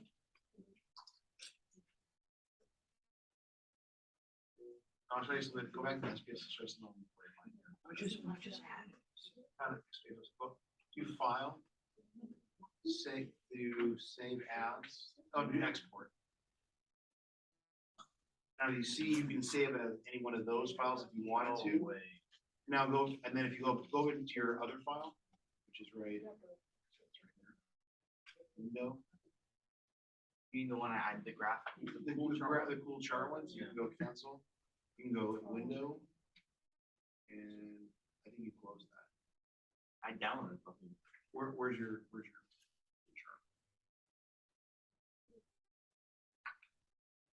Bro, I just had it. Was it under doc? Okay, wait, go to recent or quick access.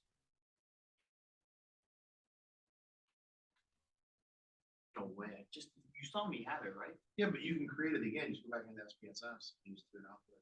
Okay, let's do it again. So do analyze. We're gonna, there it is. Frequency. Statistics. You check, Oh, those are I- all checked. So continue, and then charts. Instagram.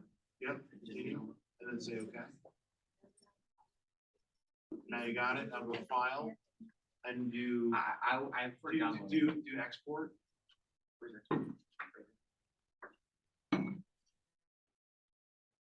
Now, if you click on.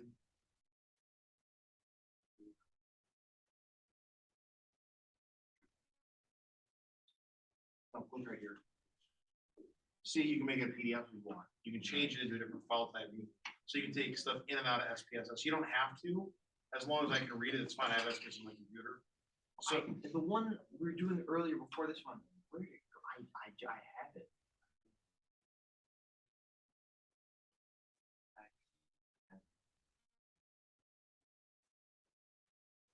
it's probably just in your Excel and recent files. No, but I remember backspacing something. I may have deleted it. I can email you. No, but my thing was, I have it. I can email you. You can't find it. So I feel like you did the work in class. I showed you, right? Yeah.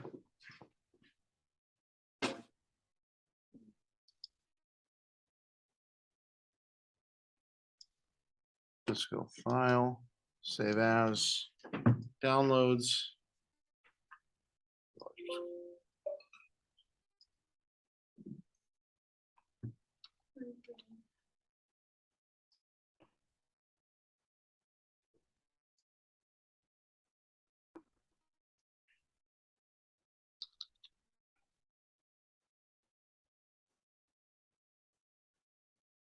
What's your email at 2Page? Yeah, my two-page email or personal? Your 2Page. Okay, let me read it out. SAY. Hang on, new SAY. YOURY. H2654. At upage.com. Is that right? Does that look right to you? Yes, yes. Wait, oh yeah, right, yeah. That's all correct? Yeah. Okay. So.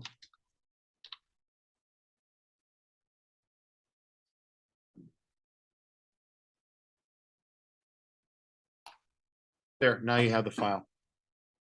If you just refresh. Or email me and I'll reply to you, but then you have the file. Everybody interested in probability? Maybe? Do we need a break? I think we took a break, right? Just, So what, return this in, we I have attach to it admit to this.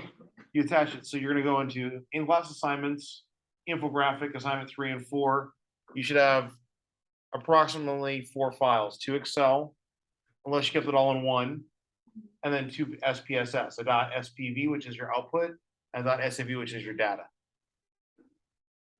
So you just, all you do is, when you're, What we did, yes, last class and this class, that one, and then that chart, and then all the numbers.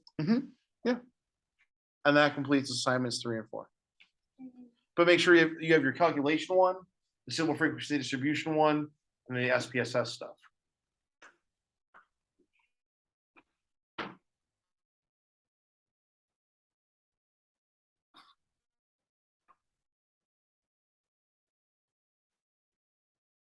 Save the one, download it. So while you guys are saving, I'm just gonna do a quick bio break. I'll be back in like 2-3 minutes. I want to jump into probability. Wait, before you go, sorry, I wanna submit everything, and can you just make sure that it's the right one? That's one, Yeah, so you should be able to submit multiple times, yeah, I just wanna make sure it's the right thing. but if you want to submit, I can see it in Blackboard as soon as you submit. I'm gonna- Yeah, I'll just check when I come back. Be right back.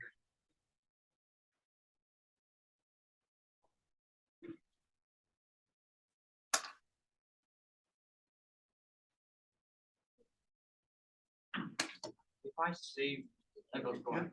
I'm just gonna run to the restroom real quick. I'm gonna pray.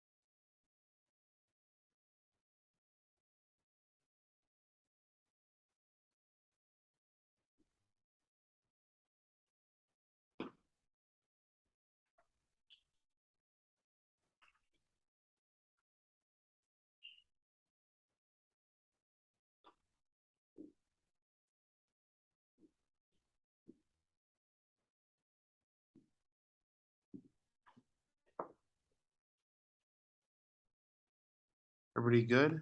Submitted? Probability? Okay. Let's talk about probability. If there's questions that come up on the assignment or anything, about four, just talk to me. So what I'm assigning, of course, would be exam one review. This, I'll make that available so you can see it as in-class assignments. It's pretty straightforward, which is right. Create your own exam one review, a PowerPoint or PDF. And you're going to present that in class. Like, here's my understanding of the chapter 1, 2, 3, 4, 4, 3, 2, 1, or whatever order, and the formulas, terms, etc. And the way that you know the information. Like I said, start with least clear, move towards most clear. And then we'll present those next class. And then the test would be like several days later or a week later. And they also have a spot where you can upload them. It's like an integrated discussion board, I think I put it in. I put that in chapter 4. So that you guys could all like benefit from having that. Yeah, exam 1 reviews. So like right here. That's not for me to grade. It's just for like, if you want to benefit from sharing notes with each other when you're presenting them, like that's the idea. Like, I'm trying to give you as many resources as possible. So that way, when you get to the exam, you have notes, you have terms, etc. You'll still have to know how to do the steps in the math, but you have all your resources at your fingertips. So you actually want it, so for me to grade it, you want to submit it where the assignment is. For the discussion board, that's just for each other. I'm not really grading that. It's just if you want to share your notes and benefit from that, besides the fact that we're recording. Any questions on that for next time? Does that make sense? Not chapter 4, chapter 5. Probability.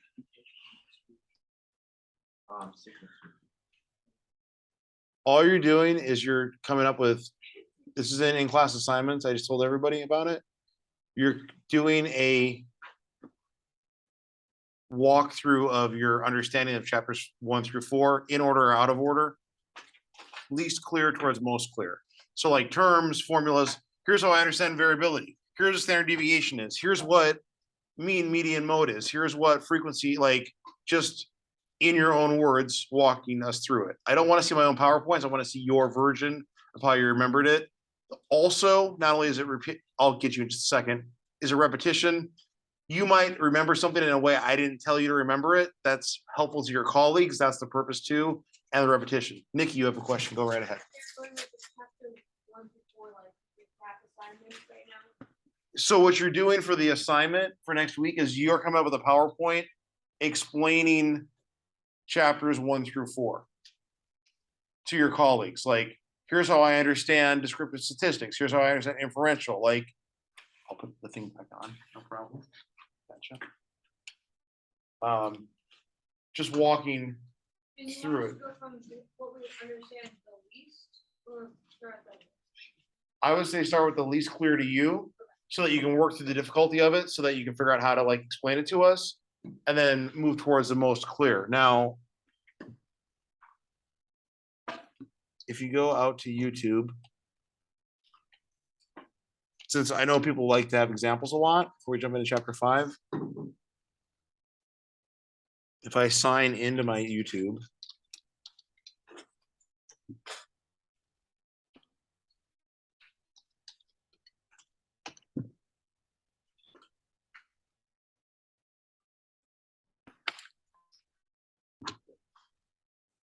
I really need Google to verify who I am.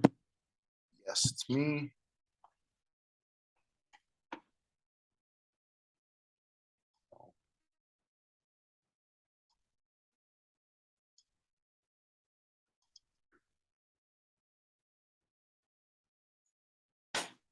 So for example,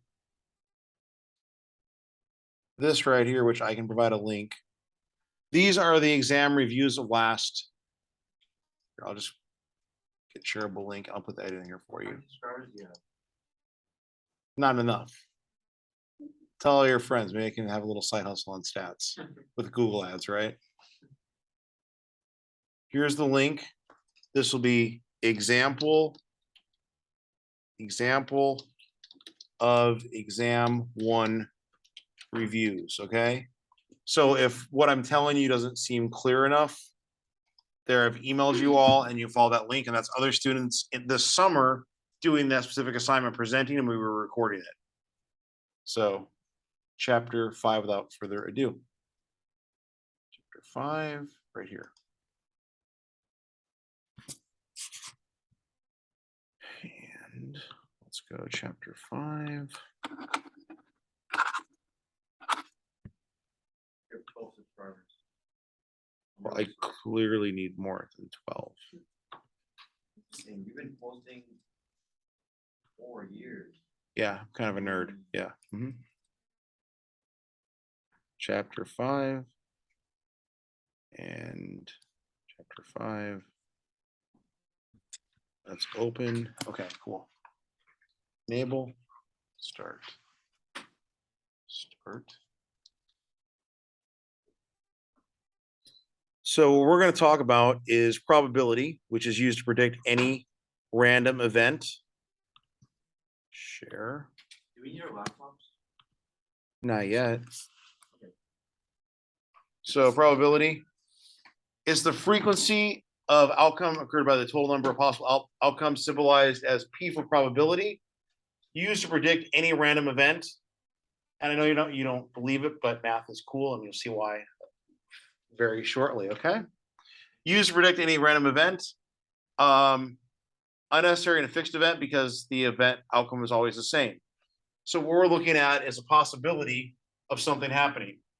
So as always, the sample space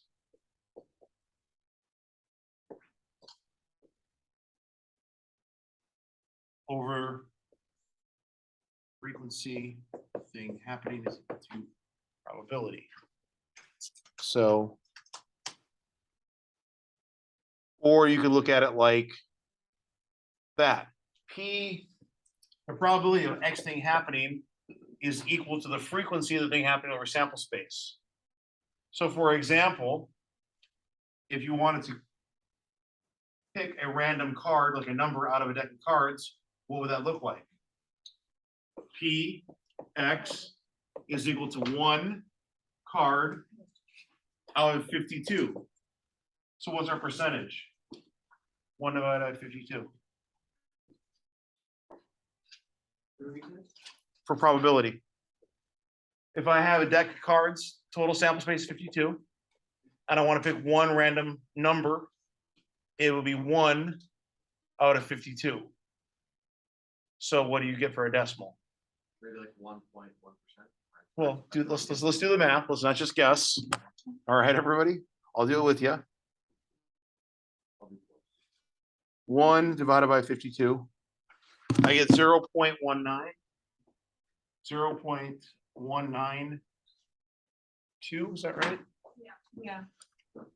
So if I want a percentage, I multiply it by 100. So I get no, it's 0. Is that right? 0.019. This is 0.0192. I multiply that by 100. Times 100. Decimal goes over 2 places. There's a 1.92%. So if I said I wanted to pick a specific number of a card randomly, so I want to pick a 7 or an 8 or a king or a queen, out of the number of cards, I would have a 1.92% chance of picking any particular card, right? Does that make sense? Let's talk about some practical applications here. I have a deck of cards. Probability. This is a real deck of cards. This is not a trick deck of cards. Because math is cool and quite awesome. Going to shuffle them as many times as you guys want. Or someone else can shuffle them if you don't trust me. Because math, I swear, is cool. Should have someone else shuffle. You want to shuffle them, Andy? Be my guest. Anybody wants to shuffle? You want to? Sure. Shuffle as much as you want. You can look through them. There's 52 in there. Just make sure that There's no trick cards, it's just simply math, that's all it is. Don't take any of the cards away, we gotta keep the sample space the same.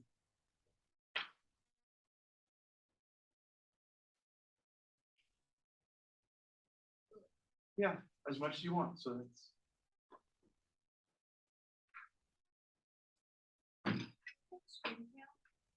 What?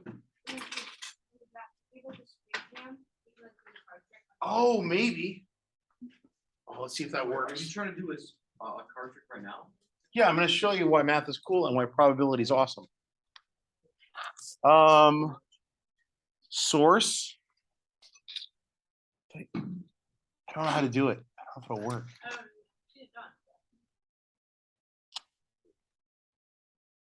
Will it let me?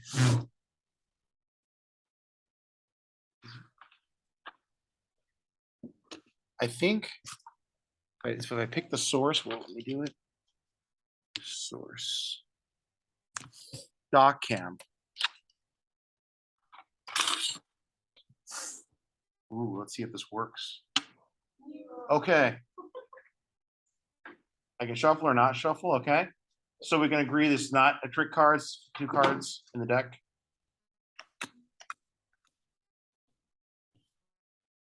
Okay, see what I'm doing? That one to your left, a little to the right. Like that. Beautiful. So all I'm doing is in cards and piles here.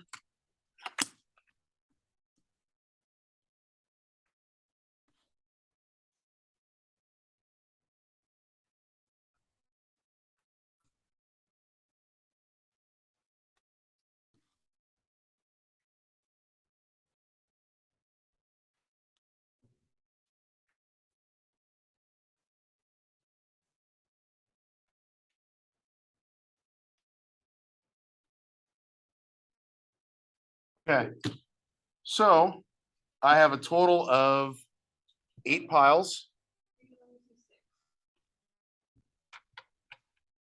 Maybe zoom out. I don't know how to zoom out.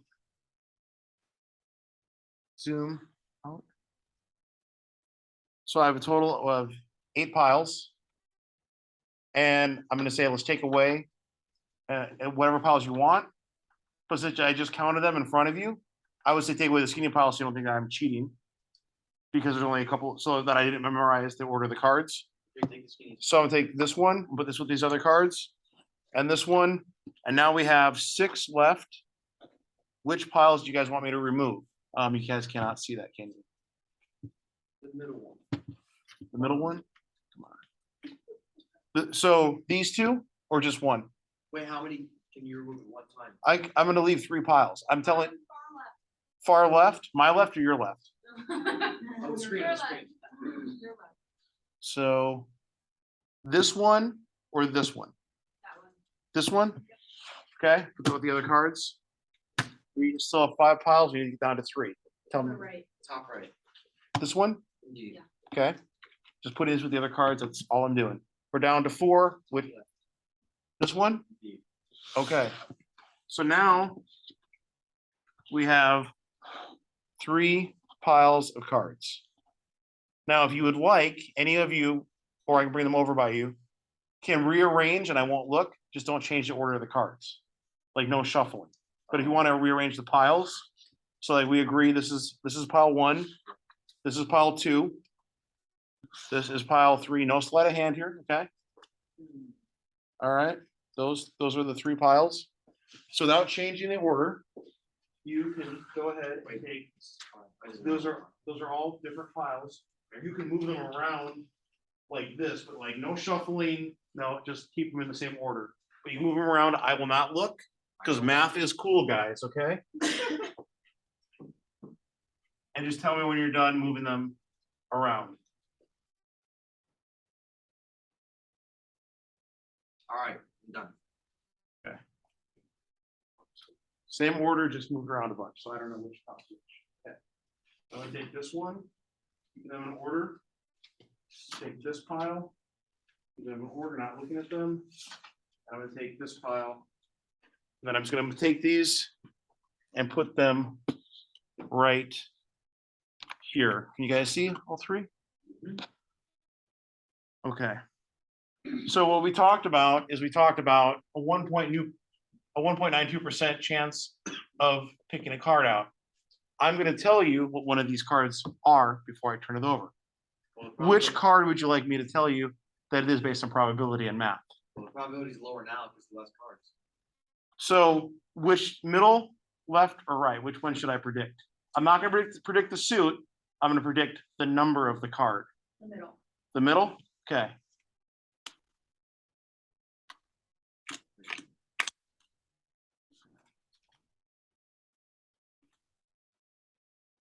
The one on the right is 8. What's the one on the left? Like not talking when I'm trying to do it would be helpful because it's math, guy. Just give me a second, okay?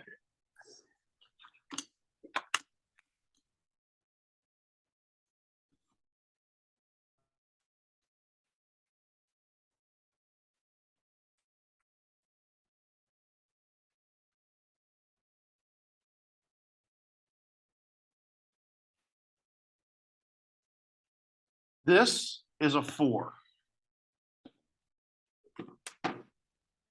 So math is cool. Probability. You looked at the other decks of cards to see which ones are missing, didn't you? No, Then what were you doing right now? I was counting. I was counting. I'm not gonna show you the trick because it would lose drop the mic effect. Hopefully I just blew your mind. That was probability, as math. I didn't look at the cards. It'll happen over and over again. It's completely mathematical and it has to do with probability. Oh.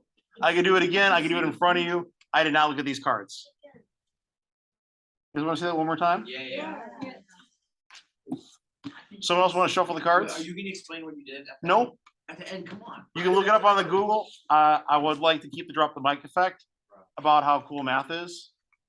Because if you all start showing your friends that do page, and I do this in the next class, no drop the mic effect. Okay, so you tell me math lets you predict the future. It could. That's pretty. You guys want to see that again or you want to go into the Yeah, concepts? no. I'm not gonna do it all night, but I'll do it one more time. Let's do it again for that class. Does anyone else want to shuffle the cards? Make sure I don't have a trick deck. You Or know want what, me to this shuffle? time do the trick like right. You wanna do what? Or in the middle row, so. You wanna see it in the middle? Yeah. I'm not letting anything slide right now. Okay. Put it right here so you guys can all see it. It said math is cool. Take these. You can if you like. I know how to shuffle on this. You guys can tell me when to stop shuffling if you like. Okay.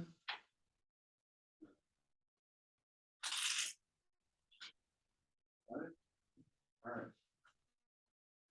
Whoa.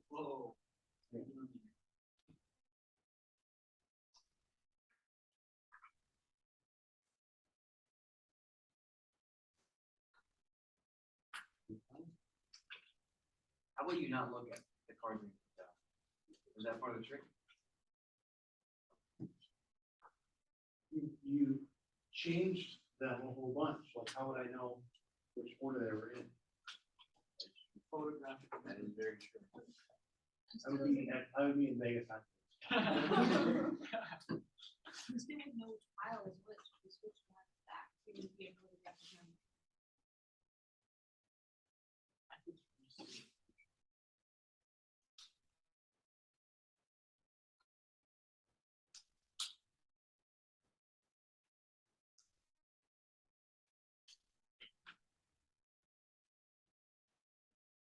All right, so this card is laid out. So I have, and I'm gonna use this card in my unit cards. I have a total of 7 piles. Take any piles you want.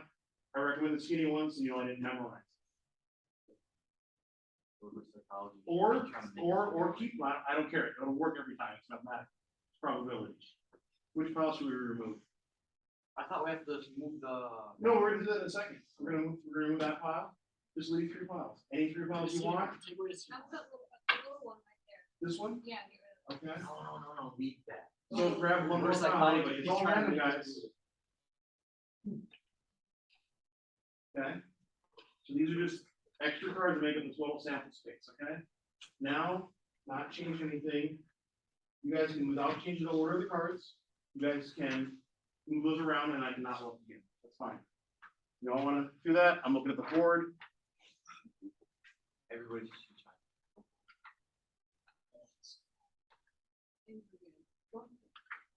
Which card would you like me to predict? Your left, so this card. Do we agree with that? Okay, so we're gonna cover this card. And this card.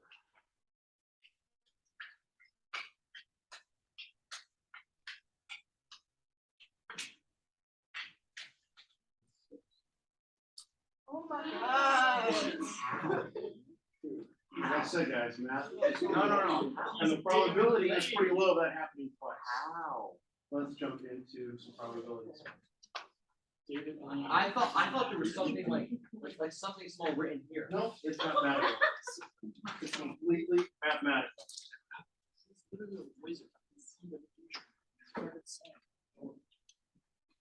So, probability.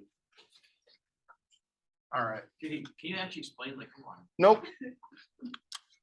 If you Google it or you figure it out, I will be proud of every single one of you. But I'm not going to start telling everybody how to do it because then I don't even think there's a name for it. In fact, I learned it when there wasn't the internet, so I don't even know if you can figure that out. Guess card math trick. That's probably not it. Magic. Just pay attention to. No, it's math. It's literally math. I think math. Yeah, I found one video talking about it. Hopefully, I just blew your mind. Yeah, Any other questions? Or no? I do, but I got to tie them to the. I got to be a responsible professor. I can't I'm just. gonna remove your You shrouds. can't just wow you with card tricks like that one applies to class. So. Okay, so equation of probability. The frequency thing happening. Follow 2 steps. Find the sample space. Find the frequency. Can you put it up on the screen? Oh crap! Yeah, absolutely.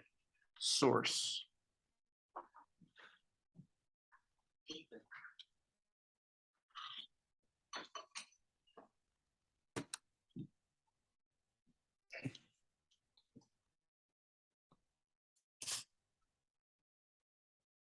So if you didn't think math was cool, hopefully you think math was cool. Now, okay,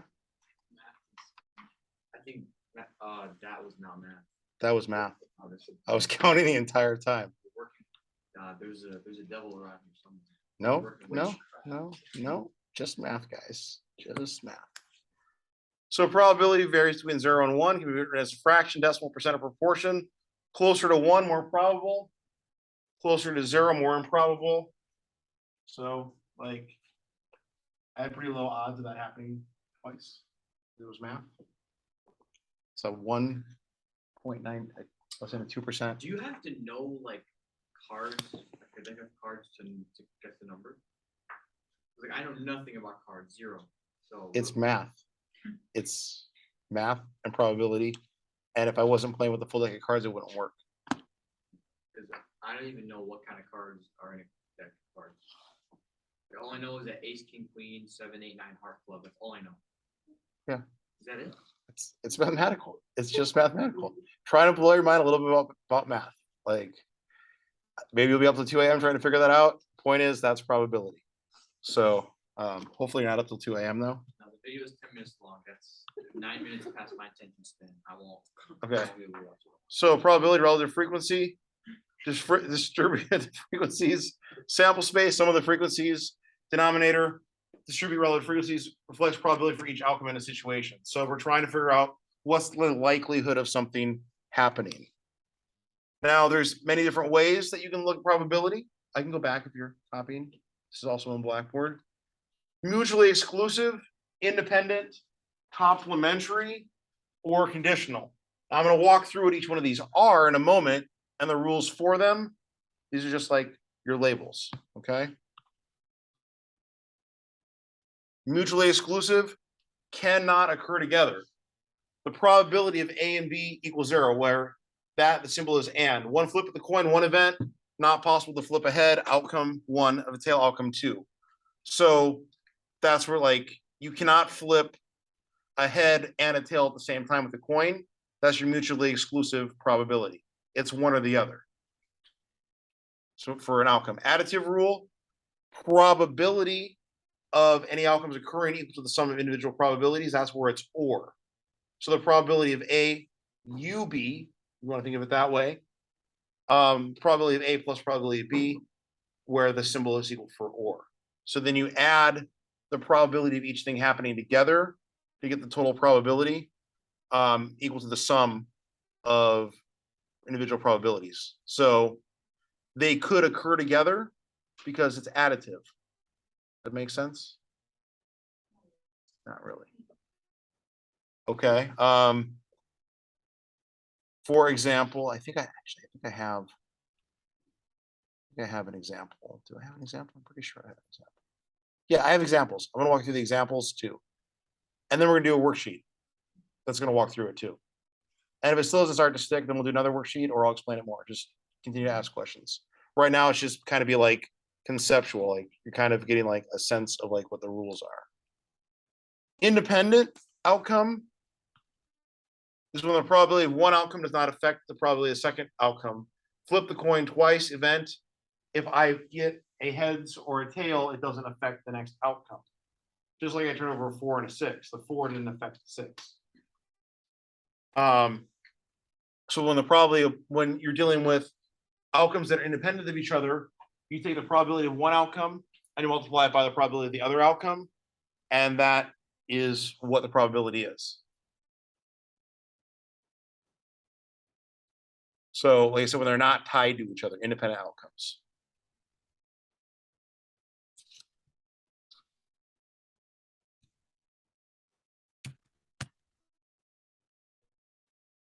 Then we have complementary outcomes. The sum of the probabilities is equal to 1. Probability A is equal to probability 1. So you flip the coin one time, which is your event. The probability of flipping a head outcome 1 or a tail outcome 2 is 1. So the two outcomes, head or tail, are exhaustive of all possible outcomes for this event. Subtracting 1 from the probability of outcome 1 will equal the probability of the second outcome. So we're just talking about if they're exhaustive of all probabilities. So like heads eliminates, you can have heads or tail, but the two together, head or tail, is a total amount of probabilities equal to a total of 1 or like 100%. Because it's basically 50-50. 1 over 2 outcomes, because it's only 2 sides of the coin. 50% probability it's going to be one or the other. So 50% and 50% equals 1 or 100%, because 100% would hit all the probabilities for complementary.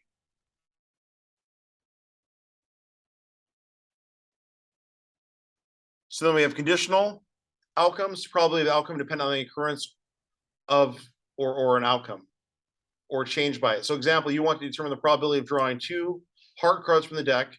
Deck has 52 cards, of which has 13 hearts. So on the first draw, since there's 13 hearts, 13 numerator over 52 sample space, all of them. So there's 13 different cards that could be hearts.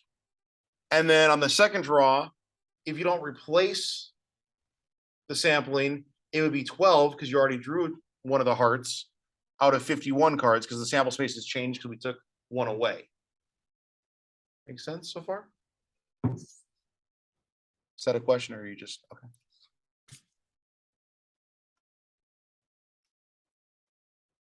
So for example, probability of one event given another event occurred, symbolized by I. Probability of selecting an uninsured motorist who gave birth in uninsured mother who gave, bless you, who gave birth in a public hospital. The probability of the two, 80 divided by 200. So the uninsured right here divided by the total is 0.40. But we want to know if she was an uninsured, was she was uninsured and gave birth in public. So we got our first one, uninsured, 80 out of everybody. And then selecting that she gave birth in the public hospital, that's 80 out of 130. And that's this direction, 80 out of 130. 0.62. So the probability is equal to 0.40 right here. Divided by, that should be 0.62. Yeah, so you divide each probability by itself to get the conditional outcome. We have Bayes' theorem. Modified formula for conditional probabilities can be used to make inferences concerning parameters. So it relates to conditional margin, unconditional probability of two outcomes to occur at random. So we're saying, what is a probability of two different outcomes to occur at random? We have worksheets coming up. This is just the formula.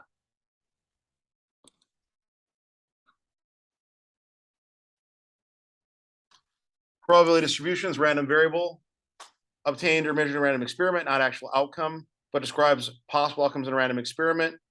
Can describe outcomes for any behavior varies from person to person or from situation to situation. The biggest thing I remember is probability is equal to the possibility numerator over the total. That's what we're going to use the most. We will do some of the additive multiplication rules. It can never be negative because it's a probability. Because you're doing the thing, so it's going to be it can have no probability of the thing happening, like that's never happening, whatever you're trying to calculate, or all the way up to 100%. Sum of probabilities of distribution for a random variable x equal to 1, because the sum of all probabilities, whether they're complementary or they're independent, wherever we're doing it, the total amount can only be 1, which that's decimal, so we multiply by 100, that's 100%. That makes sense so far? We're just talking about the probability of the thing.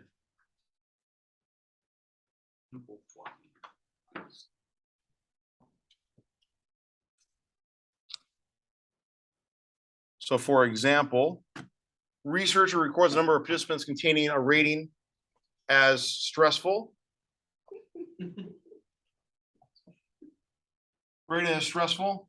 So the distribution. So clearly they were surveying me when I was working at that toxic organization. So here's the ratings, the frequency of the ratings right here, how many times they happen, and the probability, and the sum of all the probabilities equal to 1. The frequencies are 80. The probability distribution of the ratings, 25%, 35%, 17.5%, 12.5, all equal 1, or in decimal form.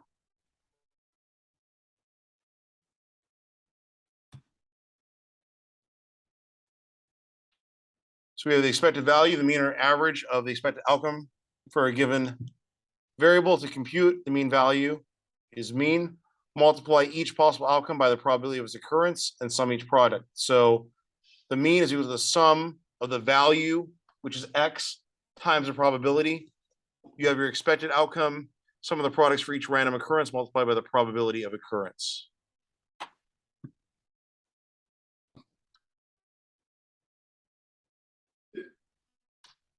To determine the expected value for see the hiccups, guys. To determine the expected value for a random variable, compute the mean for probability distribution, and the mean of probability distribution value will predict and occur on average. Variance and standard deviation of probability distribution necessary to determine the distribution outcomes for random variable. The expected value only gives an average of the outcome random variable. You can compute the variance of the probability distribution and the standard deviation of the probability distribution. And how would you do that? It would be like this. The variance is equal to the sum of the value minus the mean squared times the probability. Average the square distance, outcomes deviate from the expected mean or value.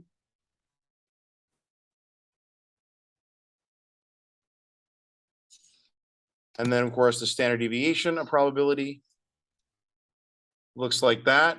Average this distance. So the variance is equal to the square root of the sum of the values minus the mean squared times the probability. So here's our variance, and then we're just square rooting it for our standard deviation.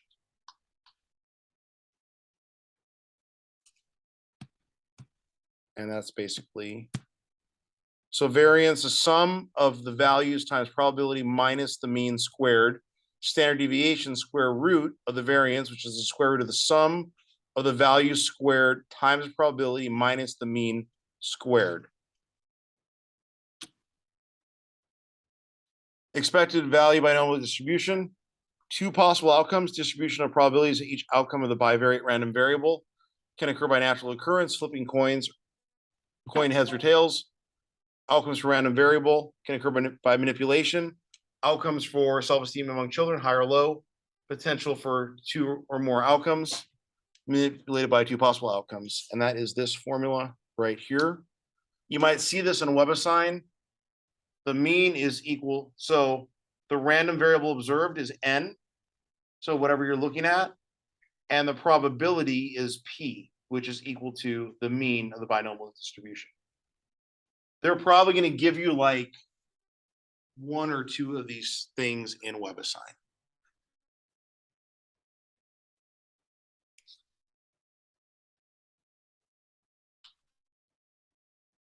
And you might see some of this. So these are our formulas. So n is the number of the times the variable is observed. P is a probability for the outcome of interest. Q is a probability of the complementary binomial outcome. P and Q are complementary events. So Q is equal to 1 minus P. So they might give you this when you're practicing. And if you can remember the formula, like the variance, the square root of n times P times Q, or the complementary events, Q is equal to 1 minus P.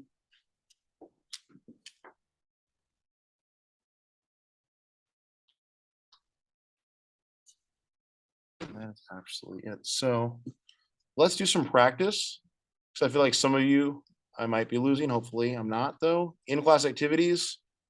And we're going to do, is this it? I think that's it.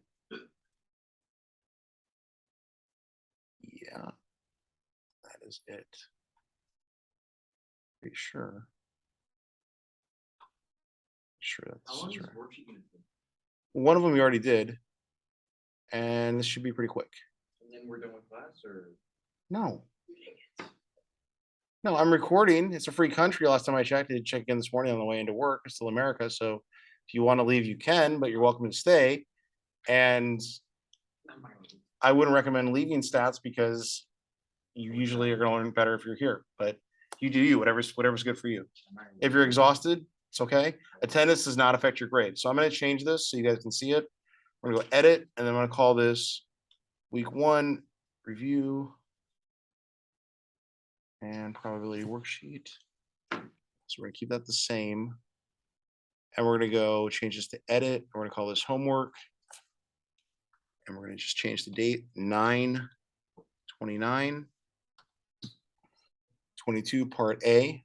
Is there something like a teacher's aide is a job here on campus? I don't know. Federal Work Study might know.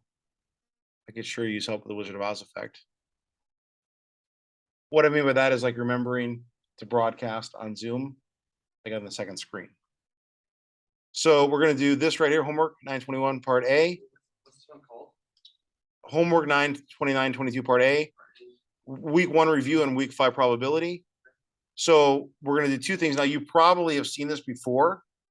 So you're going to identify the independent and dependent variable right here, just to review for the test. And then you're going to jump into the probability exercise. No. Actually, let's do something else. Hang on. Is that the one I want? Yeah, that's the one that I want. Yeah. What is the probability of selecting a male participant? So use this formula right here when you're working through it. You're going to think about the columns and the rows. And you should already have this. I believe we did this before. This is just a review. And then I'll talk about the answers, and I'll give you like 10-15 minutes to work on that part of the worksheet, understand probability. You can work in groups or as an individual, and then we'll walk through the answers. You should be getting, on this part, you should be getting like decimals or percentages, like something like 0.4, 0.6. All our answers should be like percentages and stuff. If so, you're going to do, so this is your proportion, your frequency of the thing happening over the total amount of people. So if you get a decimal, which is, so the way I'm going to show you the answers, it'll be like 0 point something. Nothing will be 1 because that would be 100%. And then a percentage would be you would just move this decimal over 2 places or multiply it by 100. I'm gonna give you the answers in decimal form if that's what you're asking. Make sense? Everything okay back here? Checking, yes, okay. But we don't have to do like chapter one, right? I would still write that down. I would, even if you, I would still write that down just for your own review. If you want to start with chapter 5 and come back to that, that's fine. In fact, let's do that. Let's just start with chapter 5, the second half. So you get a sense of this, and then we'll do another probability exercise. So, I put the review in there so that you would review. Like, that's why there's two parts of the worksheet. so which one should we do first? You can do 5 first. You have to do chapter one. Yeah, you do. You can go whatever order you want, but that you should have seen this before. Yeah, so if you remember, just write the same thing. Just trying to build review in so that it sticks, guys. Try to cleverly repeat the thing over and over again.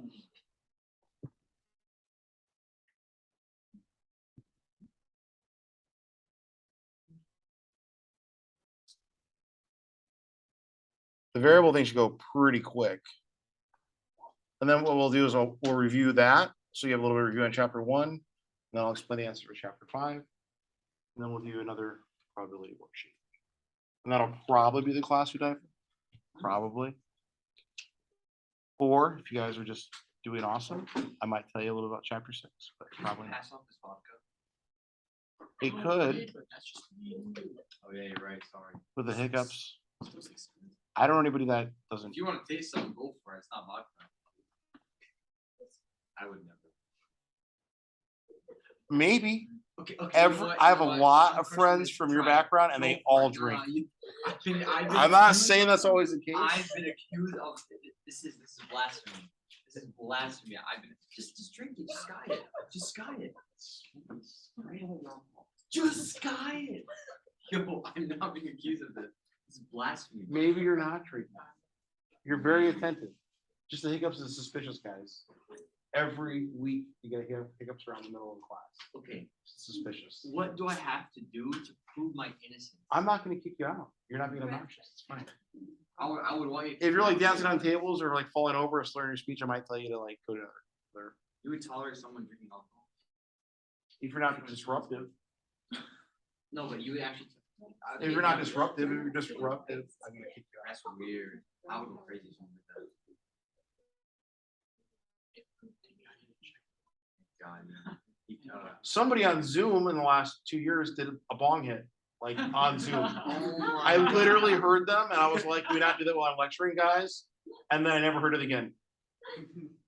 Like, I don't, they forgot to hit mute, but it was bad. And there's only one thing that sounds like that. And someone had literally did that on Zoom at DuPage in a different class, like, I don't know, 3 semesters ago. That's pretty funny. Did you give him an A? I just said, whoever just did that, let's refrain from doing that. Well, I'm lecturing, please. I went right back to the lecture. I never heard it again. So I didn't see who put it on. I don't know. I see. Yeah, I would have been like, hey, you knock it off if I heard seen that. It was just, I heard it and I was like, Was that the wellness experience in terms of alcohol and drugs in your classroom setting? probably.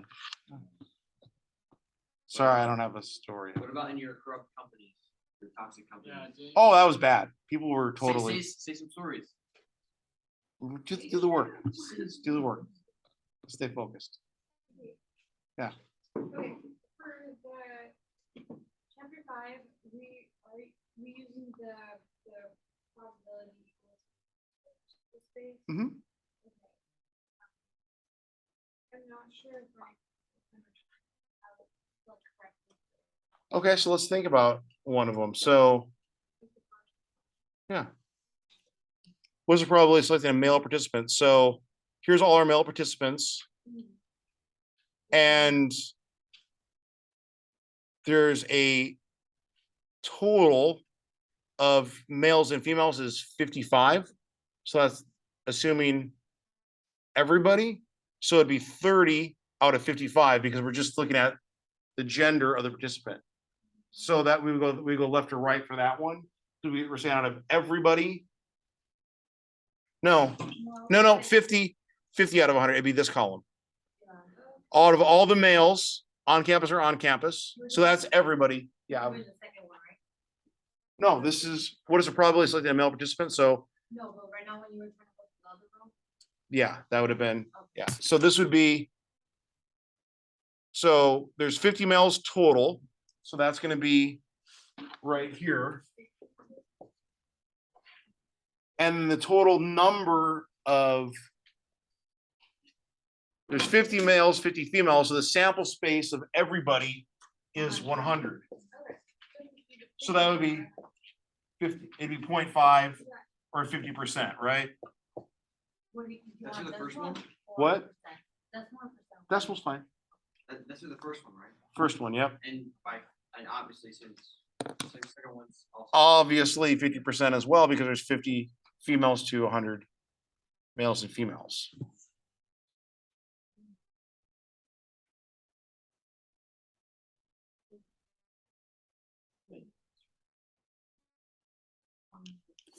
Let me see the look, Andy. Yeah, sure. I think like, you start saying like. So like, the first one was very complicated. And you got the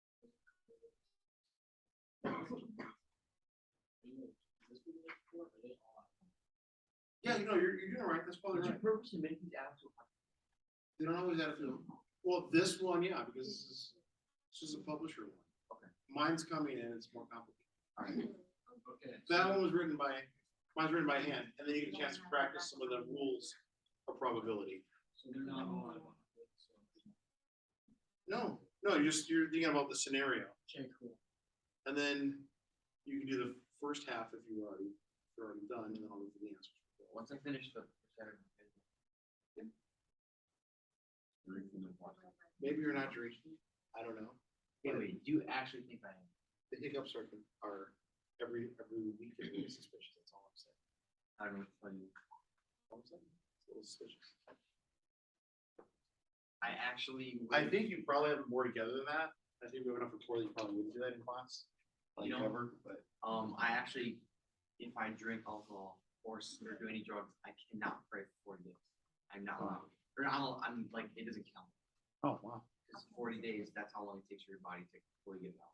So I'm considered impure for 40 days. So me leaving class, that'll be useless. Unless you were drinking. Okay, yes, good Why point. would he be leaving? Oh, yeah. No, but it's Oh, still man, that is obligatory suspicious, upon me really. to pray, but I don't get any reward for it. I don't know anybody in any religion that follows all the rules all the time. Yeah, no, it's not always. Hey, but you just- If you're able to do that, more power to you. I don't know anybody that does that all the time, in any religion, like across the board. You don't want to- I will try my brother. Yeah, you can do that, for sure. On the probability, right, not on the. There's probably some female students.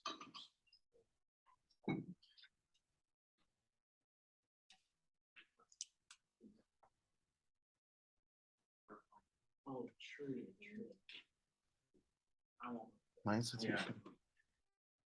not looking to get you in trouble. Twitter, here we come. I'm just asking you, to be honest. Let's talk about it. We're talking about something else. Okay. Twitter, here we come. When do I look at that? Yeah, cool. I love Twitter, canceled in high school. It was so bad. What do you do? I guess it went. It Okay. wasn't even bad. I just lost all my friends. It was hilarious.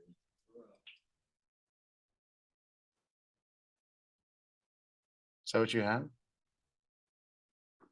Or 6? Wait, it says whether probably a student given that he lives off campus. So, yeah. Number 6? That's probably like the male student, given that he lives on campus. Are you dividing them by like the total of all students or like just the total of male? For number 6, probably, what is for 5 or 6? 5. Time. What is probably selecting a male student, given that he lives off campus. So the males Is it off, 40%? shouldn't that be 20 out of 45? All the males that live off campus? Or is it something like that? And then that should be the right number for 5. Wait, isn't it 20 out of 0.44. Wait, wouldn't it be 20 at like All the off-campus males out of all the off-campus everybody. thought it was comparing to all males. That's what I thought. Yeah, I thought it was saying all males off campus versus on. campus. 20 divided by 45. You can check it. Number 6 is 45.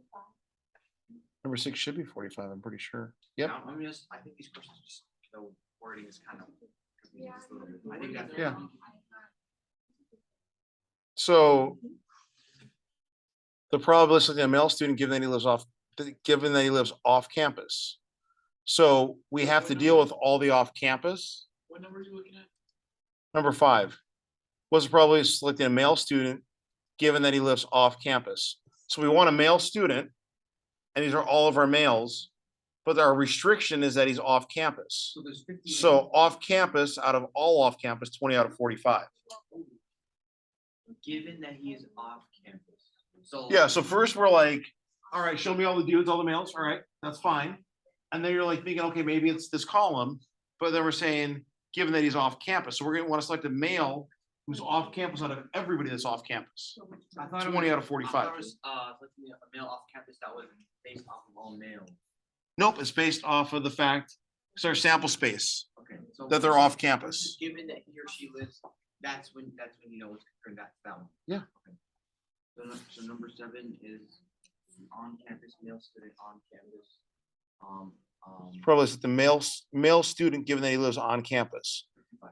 So a male student, so here's our males, given that he lives on campus, 30 out of 55. 55%. Whatever, I would do the math, I wouldn't guess. No, just 2 decimal places and just the decimal points. 55%. Yeah, I was right. And is that what we have? Yeah, so that's right. You got it, yeah. For 7. And then female on campus.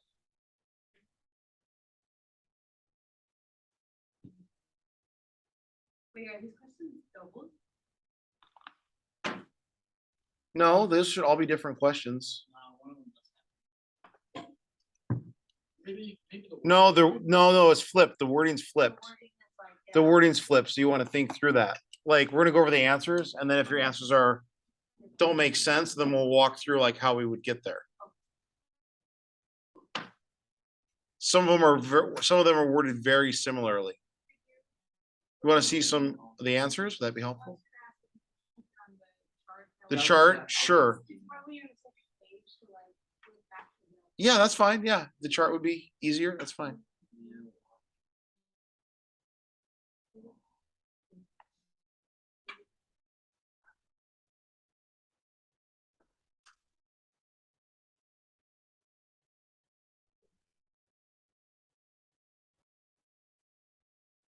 Wait, what's the difference between question 7 and question 9? What is the probability of selecting a male student They're flipped. lived on, what's the probability of selecting a student who lives on campus, given that he is a male? Is that right? So all the students that are on campus. Yeah, so that should be 30 over 55. Wait, you said 7 and 9? Yeah, Lives but, on. wait, I thought it said- Wouldn't it be 30 divided by 100? Because all students, All right, finish. May I use it back? Yeah. right? What is the probability of selecting a student who lives on campus, given that he is a male? So 30. That's number 9. She gets 60%. Oh, then That's not I right. finished, raise it back. Or pray. I Or- finished. Yeah, whatever. Yeah, that's fine. No worries. Whatever you need to do. It's fine. Wait, are we taking a break right now? No, Okay, 'cause I'm gonna go pray. but we can. But I think we should take one when we finish the worksheet. Yeah. I know it's 4 hours. I'm trying to be mindful of occasional breaks. It depends on your level of energy.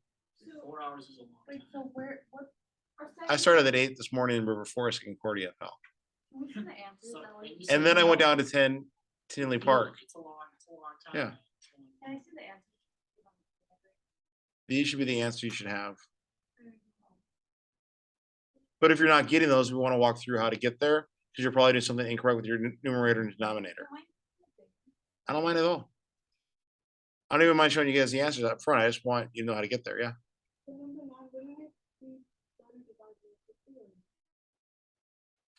Right.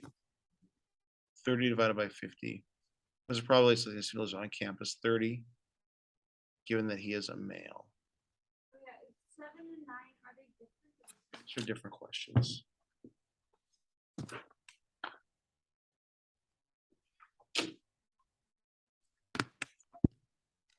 $30. I'm gonna walk through it right now, and I'll explain it to you. Yeah. So 9 is 30 divided by 50, because the answer is 60%. And then what is 7? 7. Was probably Billy is selecting a male student given that he lives on campus. So it's 30 divided by so one's 30 divided by 55 and one's 30 divided by 50. They are different, 7 and 9.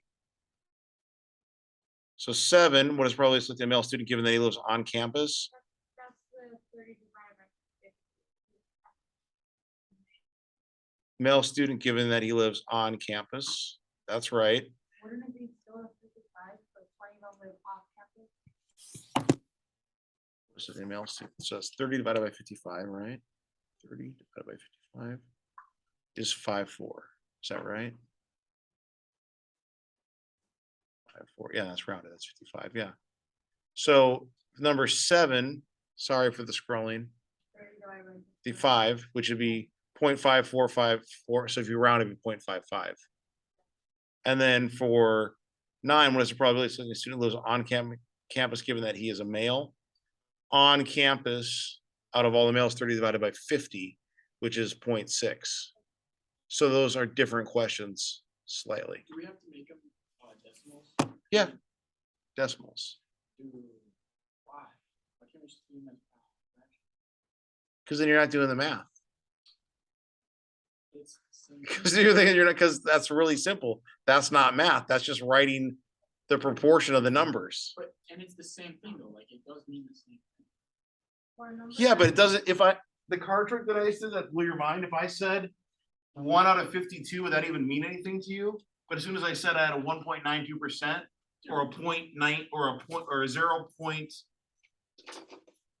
Or I had a 0.192 decimal chance, it made a lot more sense. I don't know, 1 out of 52, like, I think it can be. You gotta do the math, Andy.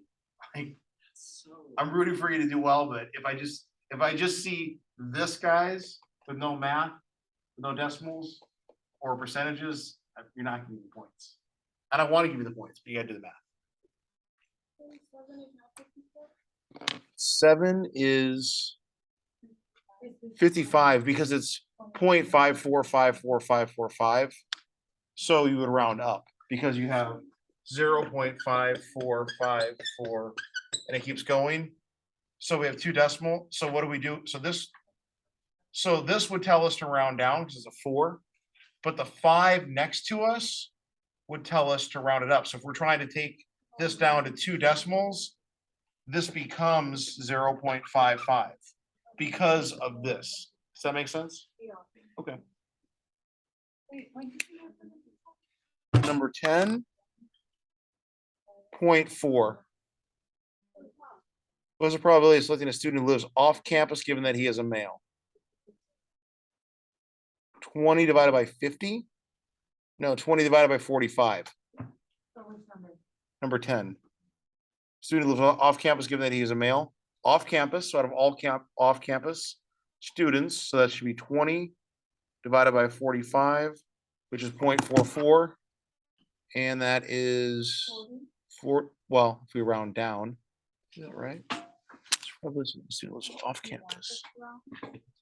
Given that he is a male. No, that doesn't seem right. Hang on. Probably a student lives off campus. Given that he's a male. Oh, 20, no. That's 20.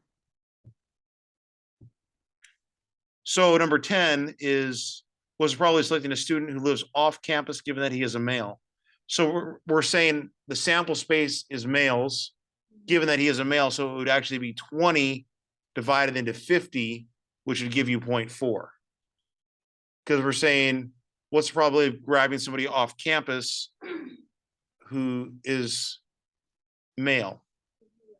Oh, okay. So we're only picking out of all the males, someone off campus in the scenario for number 10. That's why it's 20/50. We're not saying pick somebody off campus out of everybody. We're saying pick a male off, which drives your sample space. Oh, that makes sense. Sorry, Nikki, I'll put it back up. Oh, no, we were gonna- you put the answer. Did you guys need the answers? Are we at that point? So your answer should look something like that. And I can zoom in if you can't see them. What equation did you use for the last two? So P is 50, so 11. What is the probability of selecting a student who lives on campus, given that she is a female? Probability of a student that lives on campus, 25 given 25/50, because she's out of all the females. And then 12, what is the probability of selecting a student who lives off campus, given that she is a female? I think it's the same thing. Off campus, yeah, same thing, 25/50. Number 8 is 0.56.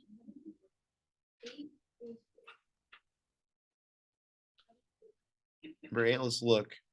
Probably selecting a student who lives on campus, given that he is a male. No, probably selecting a female student, given that she lives off campus. Yep. A female out of all the off campus, 25/45.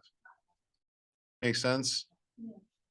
So when you're doing probably, you want to be very, very aware of the specificity of what group you're trying to figure that out of.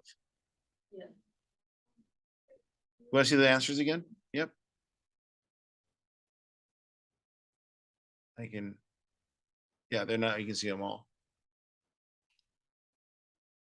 So everybody getting about that? Sure. So 9 is 0.6. What do we get? The probability of selecting a student who lives on campus, given that he is a male. So he lives on campus, given that he is a male. So on campus, out of all the males, 30 out of 50. That should be 0.6, yeah. Number 10 was probably selecting a student who lives off campus, given that he is a male. 20 out of 50. Yep, and is that what we have? 20 out of 50. Wait, 20 out of 50, which is 0.4, right? yeah. We had to one over that one. Wait, oh, I am. Does that make sense? Or did I totally? We can walk through it. Okay. Number 11, probability of selecting a student who lives on campus, and given that she is a female. On campus, 25/50, that's 50%. That makes sense.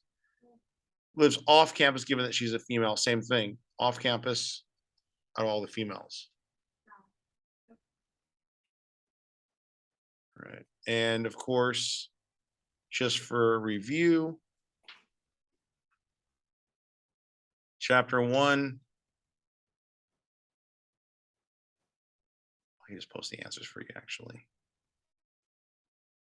Here, I'll just post the answers for chapter 1 for you in the announcements. And then you can just check, you can just kind of check your, like, I still want you to fill it out and hand it in, but you can check your answers to see if it makes sense to you. If it doesn't make sense to you, then you may want to go over it. And that would look something like this. Create. Keep. And we'll just go. Yeah. Yeah. So the chapter 1. A researcher tests whether cocaine increases impulsive behavior in the sample of cocaine dependent and cocaine inexperienced mice. Cocaine is an independent variable because we're manipulating that.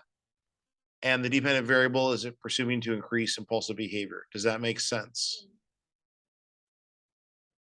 A professor tests whether students perform better on multiple choice or fill in the blank format. The test format, independent variable, multiple choice or fill in the blank. That's what's manipulated. Differences in preference is the dependent variable because it says, Or yeah, our performance, yeah, that technically would be right, yep. A researcher tests whether smoking by parents influences children's attitudes towards smoking behavior. Isn't that also independent? It is. Why? Because you can't change, you can't change. No, we're just walking through them right now. Okay. That can still happen, but we're walking through them. And you can't change the parents, like the parents are already. They're either smoking or not. So we're not changing their smoking status. That's why it's quasi-independent. A social science, so it's gonna be quasi-independent parents smoking, and then their attitude to be the dependent variable. Kids' attitude towards the smoking or lack thereof. A social scientist tests whether attitudes towards morality differ based on political affiliation. Democrat, Isn't it also quasi? it is, because you don't just change political affiliation. So that's gonna be quasi-independent. And then morality would be your dependent variable, because we want to see if that affects their view of morality. What was the dependent for the one before that was the children's attitude? Children's attitudes. Remember, dependent depends, it leans on it, it's your outcome variable. Everything all right over here? Smiles? Okay. A health researcher tests whether the number of calories in a meal changes liking for that meal among a sample of adults. Does anyone know? Wait, Number 5? what question? Number 5? The independent, Go ahead. Whoever thinks they know, it's fine. Number of calories? And then dependent, the difference in the results. In the liking for the meal. Huh? It's in the liking for the meal. It was their preferences. So we have the number of calories. So that's being manipulated as your independent variable. And then the amount of liking the meal is your dependent variable. The difference is in liking the meal based on the calories being manipulated. Make sense? Outcome? A neuroscientist measure whether levels of dopamine, a chemical messenger in the brain, are altered by the size of a reward. independent is the size of the reward, Mm-hmm. and then the dependent is, level of the- Yeah, nailed it. Yep. How about a student tests whether tutoring from a remedial tutor improves performance on a standardized exam? Independent would be tutoring. And then the dependent would be their performance. on the student. Nailed it. That's it. Yeah, absolutely. All right. A researcher tests whether the type of distraction during recall, auditory or visual, influences the number of words participants are able to recall from a list.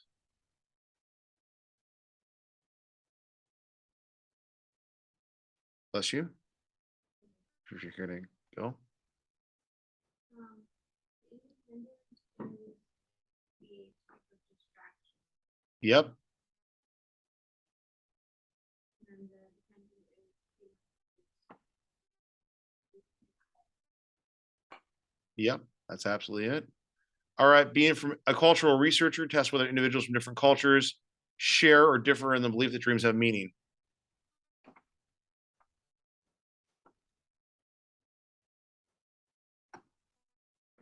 Do we know? I just think, or should I tell you? Wait, and believes that dreams have meaning, quasi-independent.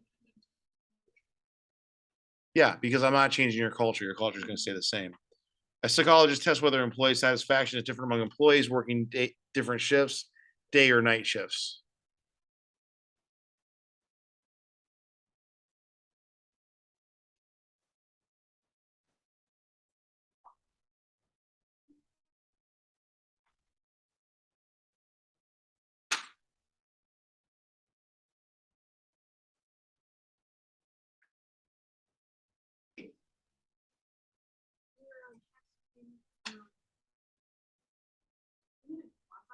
It's quasi because we're not altering their shifts. We're just observing their shifts. So your quasi independent is the different shifts that are worked, and the dependent variable are the levels of employee satisfaction. It would be independent if we were like, we're gonna change the shifts that you work and see how you feel about it, but if we're just gonna run with whatever you work and ask, we're not manipulating anything, that's why it's quasi.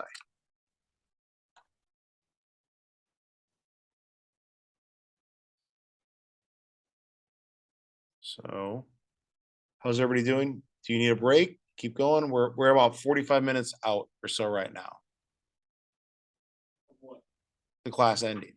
Oh, Do you need a few minutes? Do you wanna keep going? Yeah. You wanna take a few minutes? Okay, let's do that. You need 5 or do you need 10? What do you guys need? So I'm not doing 15. I'll do 5 or 10 though. 10? Let's take 10? Put the answers for the probability. Sure. And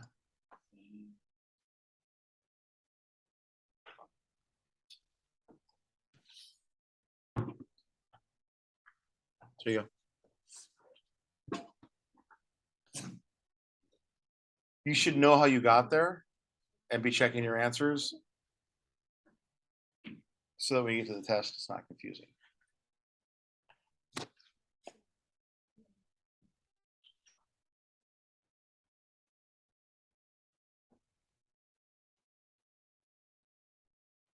Ooh, that could be a problem. I have a storage facility in Florida. But it's in Miami, not Fort Myers. Probably. And it's up like, I think it's on the fifth floor. It's just books and like my saxophone and like. A large value.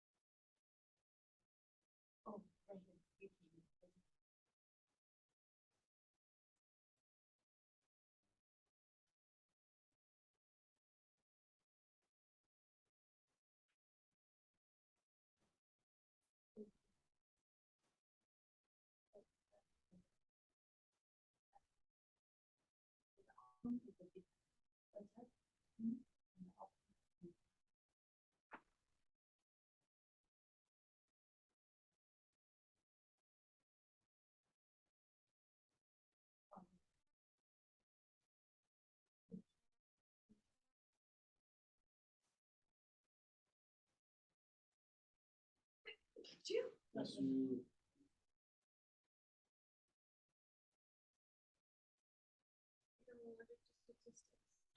Me too.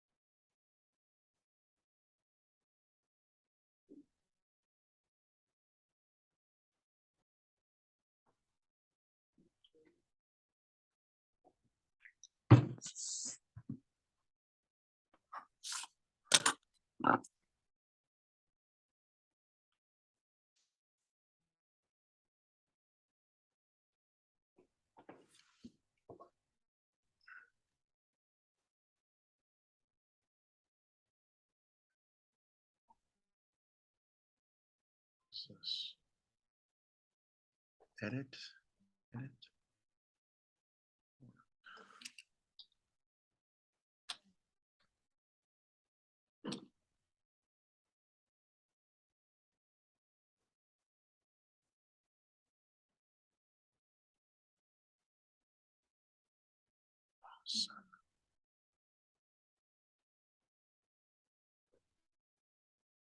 So the next assignment, we'll just do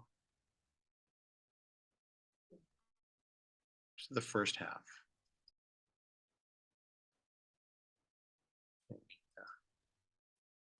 Or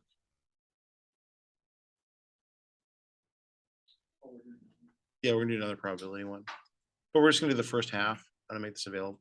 Should be, It's gonna be part B. yes. So we're gonna do another worksheet. If you guys are coming back or ready to jump in here, that's gonna be under student resources, in-class activities, and then you want. Is that not available?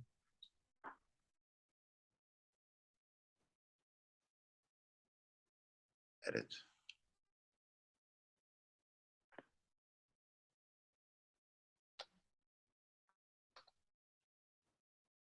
Part B. So you're gonna want to click on that. So this one is kind of a built-in. It's kind of built-in review. So let's just do the first half of it. And then part 1 and part 2. Don't do anything on part 3 yet, because I need to explain that to you guys. So just part 1 and part 2 of this homework 922 part B. So just the probability aspect. This one, you're doing some, I'm giving you a different set of data. And I do not have an answer sheet for this, so we have to walk through it as a class. I don't have an answer sheet to like just pull up, but I can walk you through like the math and how to get there. And then I'm asking you to come up with some of your own probability using some of this stuff like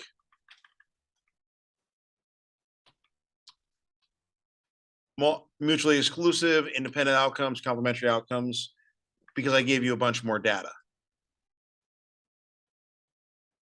And then ideally we'll take like 10 or 15-ish or so, and then talk through the answers and talk about how you got there. And I'll come around and help. Make sense, guys? Or are you exhausted on probability, want to learn about chapter 6? You do this? Oh, you're good? Okay. So just do that piece.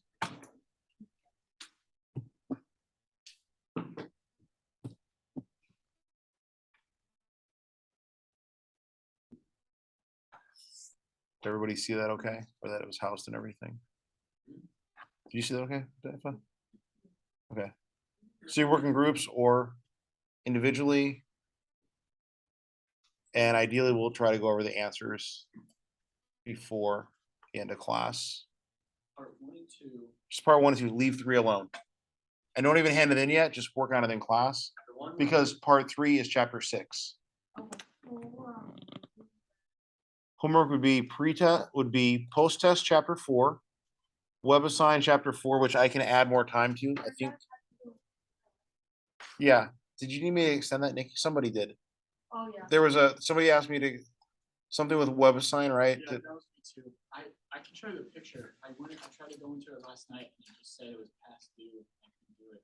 Oh, because You it's can do it, right? because it's 9:27. That's why.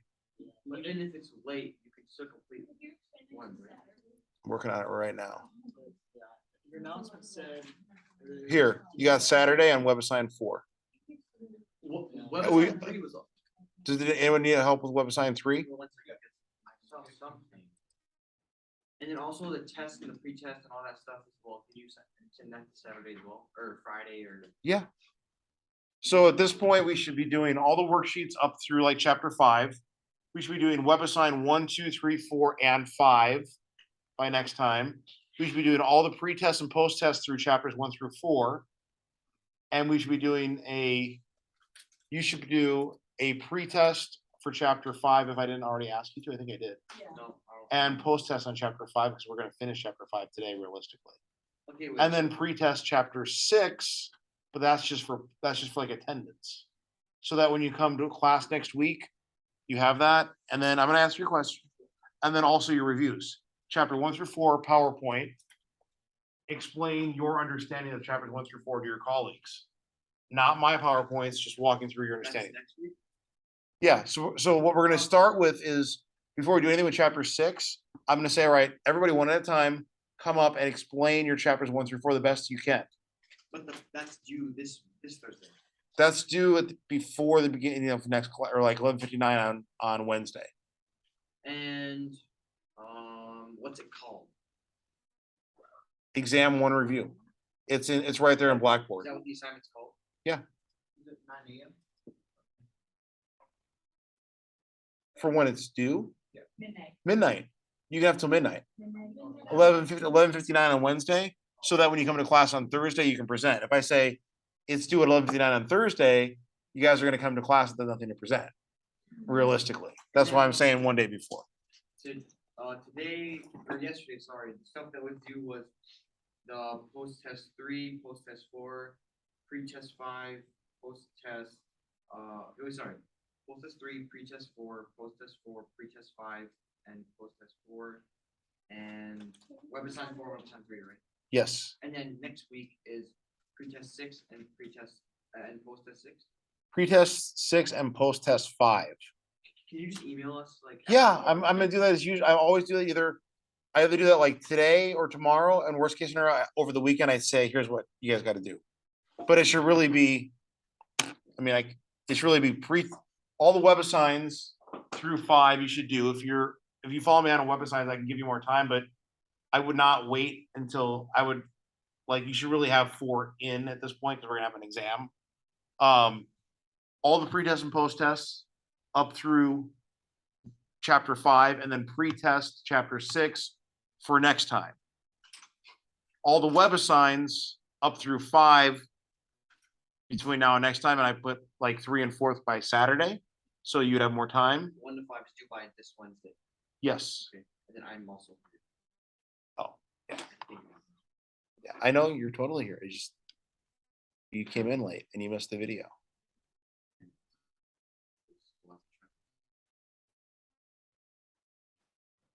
Dave earlier.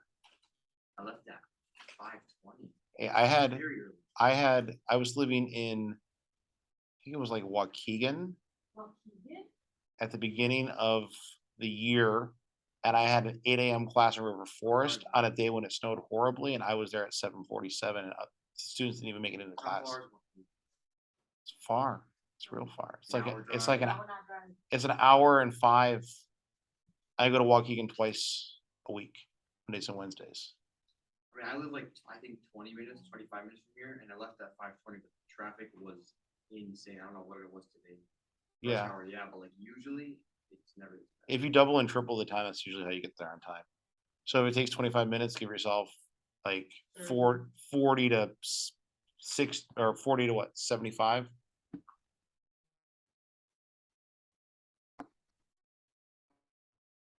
What was it? Oh, sorry. So we should have, so it's pretty easy. It should be all the web assigns up through chapter 5 at this point. Yeah. I extended stuff through Saturday for 3 and 4, as you guys asked. Yeah. It should be all pre-tests and post-tests through chapter 5 at this point, because the worksheet that we're doing right now is rounding out chapter 5, and I've walked you through chapter 5 in probability. So pre-test and post-test 1 to 5 is due by this Saturday. Due by Wednesday. Okay. I mean, like the other stuff was due earlier. I'm just saying, like at this point, like you should have all that in. What about 6? Pre-test 6. So pre-test 6 you should do before next class, so you're familiar with the material. You should not be doing post-test 6 at this point, because I haven't lectured or explained it. And then all the worksheets up through chapter 5 that we've done. And what was the name of that PowerPoint thing? Where do we find it? On Blackboard? For all the lectures, No, the PowerPoint, you said we're gonna make one and see, explain. I what just we know. I sent you all an email and posted an announcement of a recording with a link to my YouTube channel of what they look like. No, I meant you, because you were talking about the small presentation wording. That's what I'm talking about. You and I are speaking the same language. Let me walk you through it. I think he's asking. No, where I'm to asking with be the assignment. submitted. How, you said we're gonna explain what we know, Yeah, you want to know where to submit it, or you want to know what it looks like? where to submit. So you go right here, you're gonna click on student resources, you're gonna click on in-class activities, and then you're gonna scroll down and you're gonna click on exam one review, Okay, that's it. and that's where you submit it. How many I have a times- discussion board. I think I have a discussion board that you guys can submit in under chapter 4, but that's not graded. That's just if you guys want to share notes with each other. That's just so you have more resources for the test. That's How it. many slides do you want us to do for this thing? As without making me squint, as many as you need to cover the material. And then I posted an announcement right here, and I also emailed it to you. If you go to this link right here, which is YouTube, there are literally Characteristics of a data set, also describing the data sample and its measurements. that's what it looks like. You're walking us through the chapters. And that's what they did this summer. 2-page students. Wait, but if it's considered like. are we thinking No, about- you're gonna present. I'm saying I recorded it. I'll probably record yours, or we'll do the dual screen. So that way, in the recording, you'll have it too. So what I'm trying to do is give you lots of resources. So you got my YouTube channel, you got me outside of class, you got like all these notes, you got each other's interpretations, so that when you get to the test, you're not like, holy crap, this is brand new information. You're like, oh, I've seen this a bunch. I know what I'm doing. Like, that's why like I give you all the formulas, open book, open note, unlimited time, try to really stack the odds in your favor. But if you get to the test and you don't know it, then you don't know it. But you can look it up. Like, I'm allowing that. Just don't walk away from Blackboard in the middle of an exam and like run errands, because Blackboard will log you out. And then that'll ruin one of your attempts. I mean, you could put save answer though, like save. If you can save and come back, because you think you were telling me about that last time, that's fine. I'm just saying, like, don't forget about Blackboard when you're in the exam.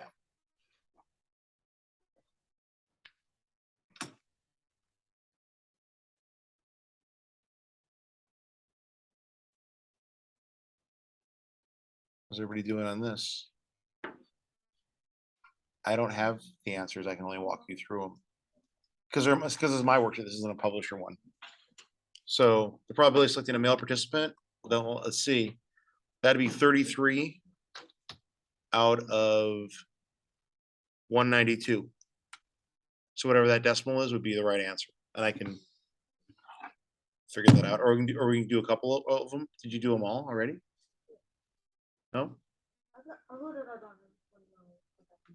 Okay. So this would be 33 divided by 192. That'd be it'd be 0.17. Sorry, 0.17. Yeah, it took, no, hang on. No, I did that wrong. Nope, no. 192. All the males divided by 387. Whatever that number is your number. 192 divided by 387. That's 0.496. Or if you were rounding, it might be 0.5. Because I have 0.496. 0.496, so I would probably round. So I'd say 0.5. The on-campus, off-campus one, you want us to submit both these together, right? Yeah, but this, I just want you guys to work through today. And we'll walk you through some of the answers, or all of them today. But I don't want you to do anything past part 2. And if you can't finish this today, you'd want to bring this to class next time to talk through it and or ask questions now, because we're about like 15 minutes out.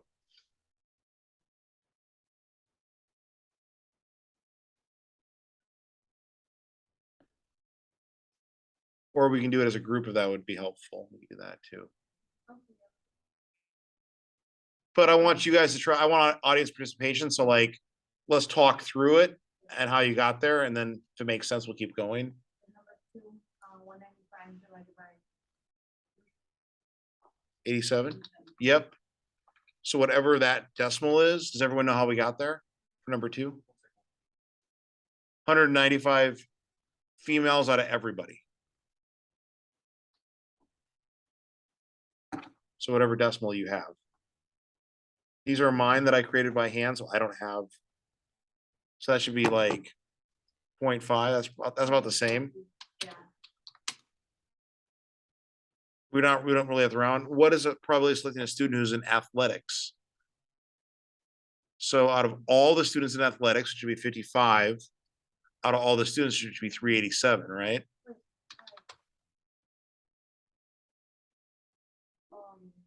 Out of 387, does that make sense? Yeah. So then whatever that decimal is. I think you're right. That sounds right. 5 divided by 3. Yeah, 0.14 or 14% if you were listening in percentages. What is the probability of selecting a student who's in student politics? 108. Yep, 108 divided by 387.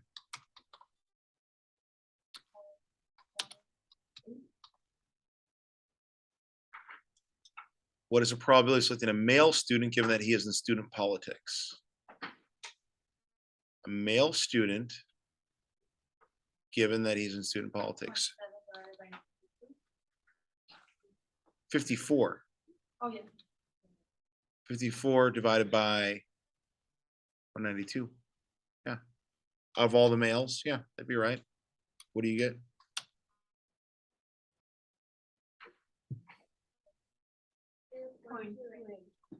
Point 0.28 or 28%. What is the probability of selecting a female student given that she is only in academics?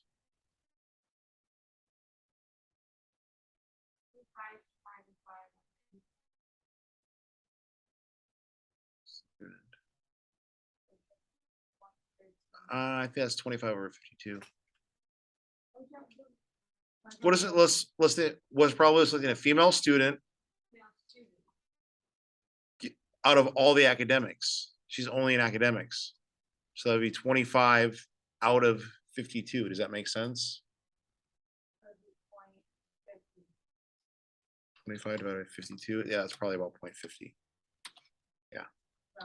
Yeah, rounded. Yep. What is the probability of selecting a male student given that he is in athletics? So out of all the males, but we want a male student in athletics. So that would be 33 out of 55. Does that make sense? Wait, you skip. What is the probability of selecting a male student? Right, so we want the male student.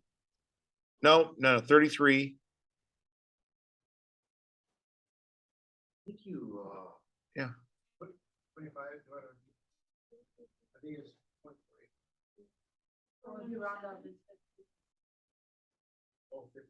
Probably selecting a male student given that he's in athletics. So we want a male student out of all the athletic students, which would be 33 out of 55, right? And what do you guys get? did you intentionally put like number one's a question, the number two is, No, it's auto doing that. I don't want it to do that. oh, I'm so Okay, for confused. number. No, let's just fix that right now. I'm not trying to do that. Oh. Oh. Number 5. What was the probability of selecting a male student? So we want a male student, given that he's in student politics.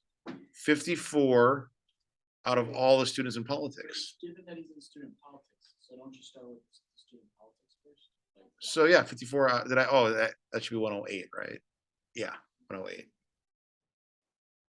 Right? A male student out of all the students, which would be 50. It'd be right there. What is the probability of selecting a female student given that she is in student politics? A female student, yeah, wait, no, sorry, that's not. that's the same one because that's still 50%. Six. What is the probability of selecting a student who's in academics given that he is a male? Wait, we skipped 8. No, I did it. I just didn't. This is not 9. This is given that she's a student politics, a female, given that she's in student politics. So here's our student politics. We want a female out of all of them, 54. That's exactly 50%. 54 divided by 108. We go back up a bit just for a number Yeah. like 5 and. Yeah.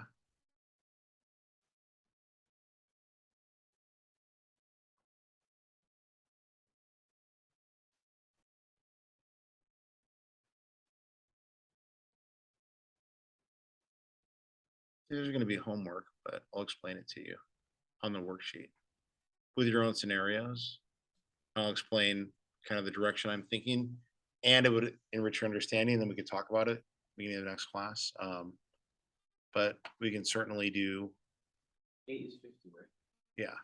What's probably selecting a student who's in academics, given he is a male. Is it academics? Academics. 27 divided by 52. I think that's also 27 divided by 52, right? Do the thing 27.5. again. I got you. I'll fix it. Yeah, because you'd round up. Yep. What is the probability of selecting a student given that he is a male? In athletics, given that he is a male. So we want a student in athletics who's a male. So out of 33 out of 55, right? Yeah. Given that he isn't. Hang on. No. What is the problem? No, it's backwards. What is the probability of selecting a student in athletics given that he is given that he is a male? So we want, yeah, out of 192. Because we're saying out of all the males, grab somebody out of athletics. You got it, yeah.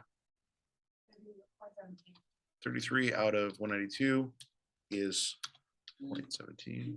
For number 9, same thing. I did that wrong. You got 192, right?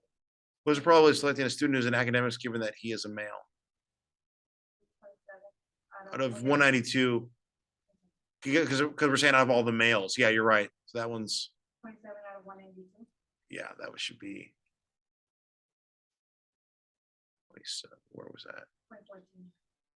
So that's 7? No, academics. Number 9, no? 9. Yep. Out of 192. Yeah. Right. 27. Yeah, because we're saying out of all the males. We got that one. Was probably selecting a student who's in politics, given that she is a female. So we want to select 54 out of 37. out of all of the females, 54 out of 195. So whatever that one is, 54 out of 195. What, do you have a decimal? Does that make sense? Do you have a decimal for me, Jackie? No, sorry, I was- What? 120, 28? Yeah. What is the probability of selecting a student who's in academics given she is a female? Student in academics. But they're all out of all females, so academics, 25 out of 195, right? 25 out of 195. That'd be 0.13. So the thing I want you to do on your own is come up with questions that are not listed in the questions, but you can use the data that I gave you. But the challenge is to try to find some of these outcomes where you would do that. So the additive rule or mutually exclusive. So like you might try to think about like, for example, what is the possibility of selecting a male student in politics and a female student in academics? So then we're adding the probabilities together. What if you do like the probability of selecting a male student who's in politics and academics? Can you do that? Yeah, so remember it's so we have mutually exclusive, so if it's or, you add them.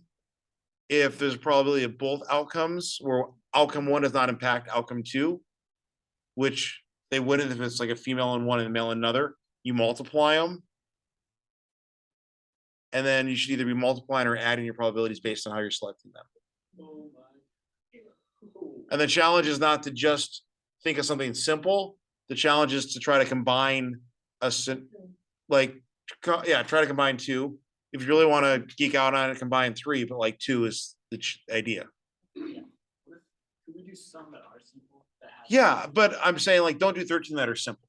I got you. Like have a few, and then what we can, because I gave you 12, so I'm saying like, if you wait, I can say 12 if that would make you guys feel better. But the idea is like, I gave you a bunch on my own. I'm asking you to come up with a bunch on your own. So could you do, so what is the probability of selecting Al, given that he's in academics and Greek life? Or- Yeah, that would be one. And then you would talk about how you would work to that probability based on the rules of that I gave you on those PowerPoints. Does it have to be or can it be? It's however you want to write it. You just got to apply it correctly. Oh, You can't do and or. You gotta pick. You do and for one scenario, and then do or for the other one. But don't do and or because yeah, I then you can't apply the rules. It won't make sense. So when it's the probability of finding a student, all the students in that category, when it's a female, then you do in just that row. right? Yeah.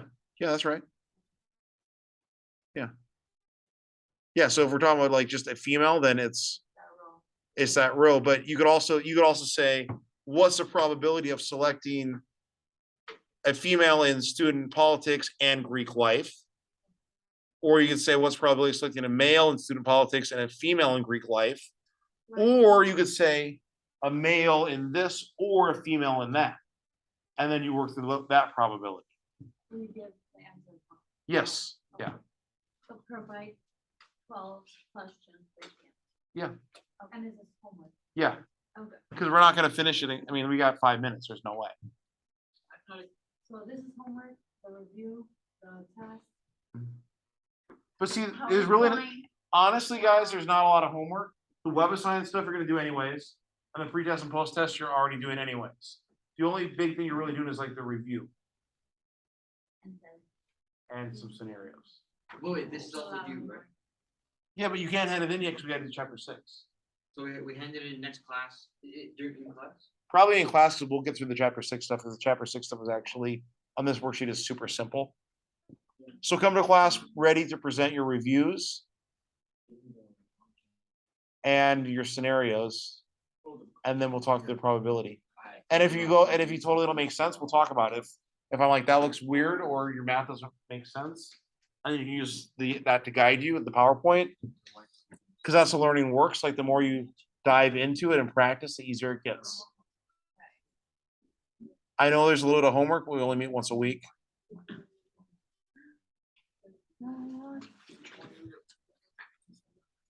If you guys want to go a few minutes early, that's fine. We've been at it like almost 4 hours. Yeah. Always on campus. I might have been- If you guys want to work together, that's okay. No, On I this missed thing. it. Yeah. This one? Yeah. I think- Wait, maybe not. It's the cocaine.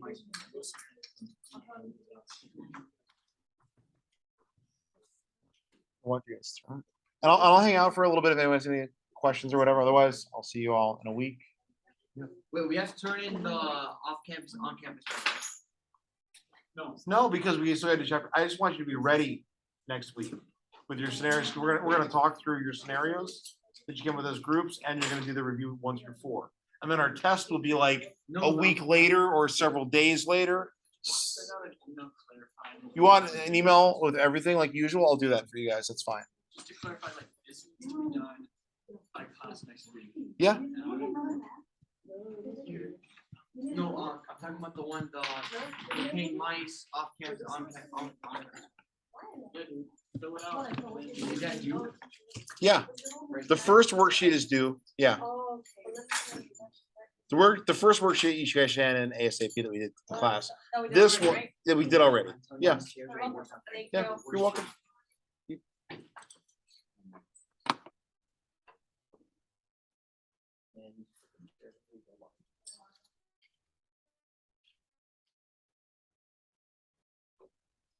I thought this class ended at 10. Basically does. I'm pretty sure No, it's 9:50, it's just 9:50, but it's basically. I think it's 9:45. You know, works for me. I'm gonna look, gentlemen. No, I look anyways. I'll tell you what it says. It's my academic freedom. I used to leave a few minutes early. That's one thing the university can't do a damn thing about. Access for faculty information, class roster. These specific chairs. Technically 9:50, not 9:45. I was getting that wrong. So we left 10 minutes early. So what? No complaints here.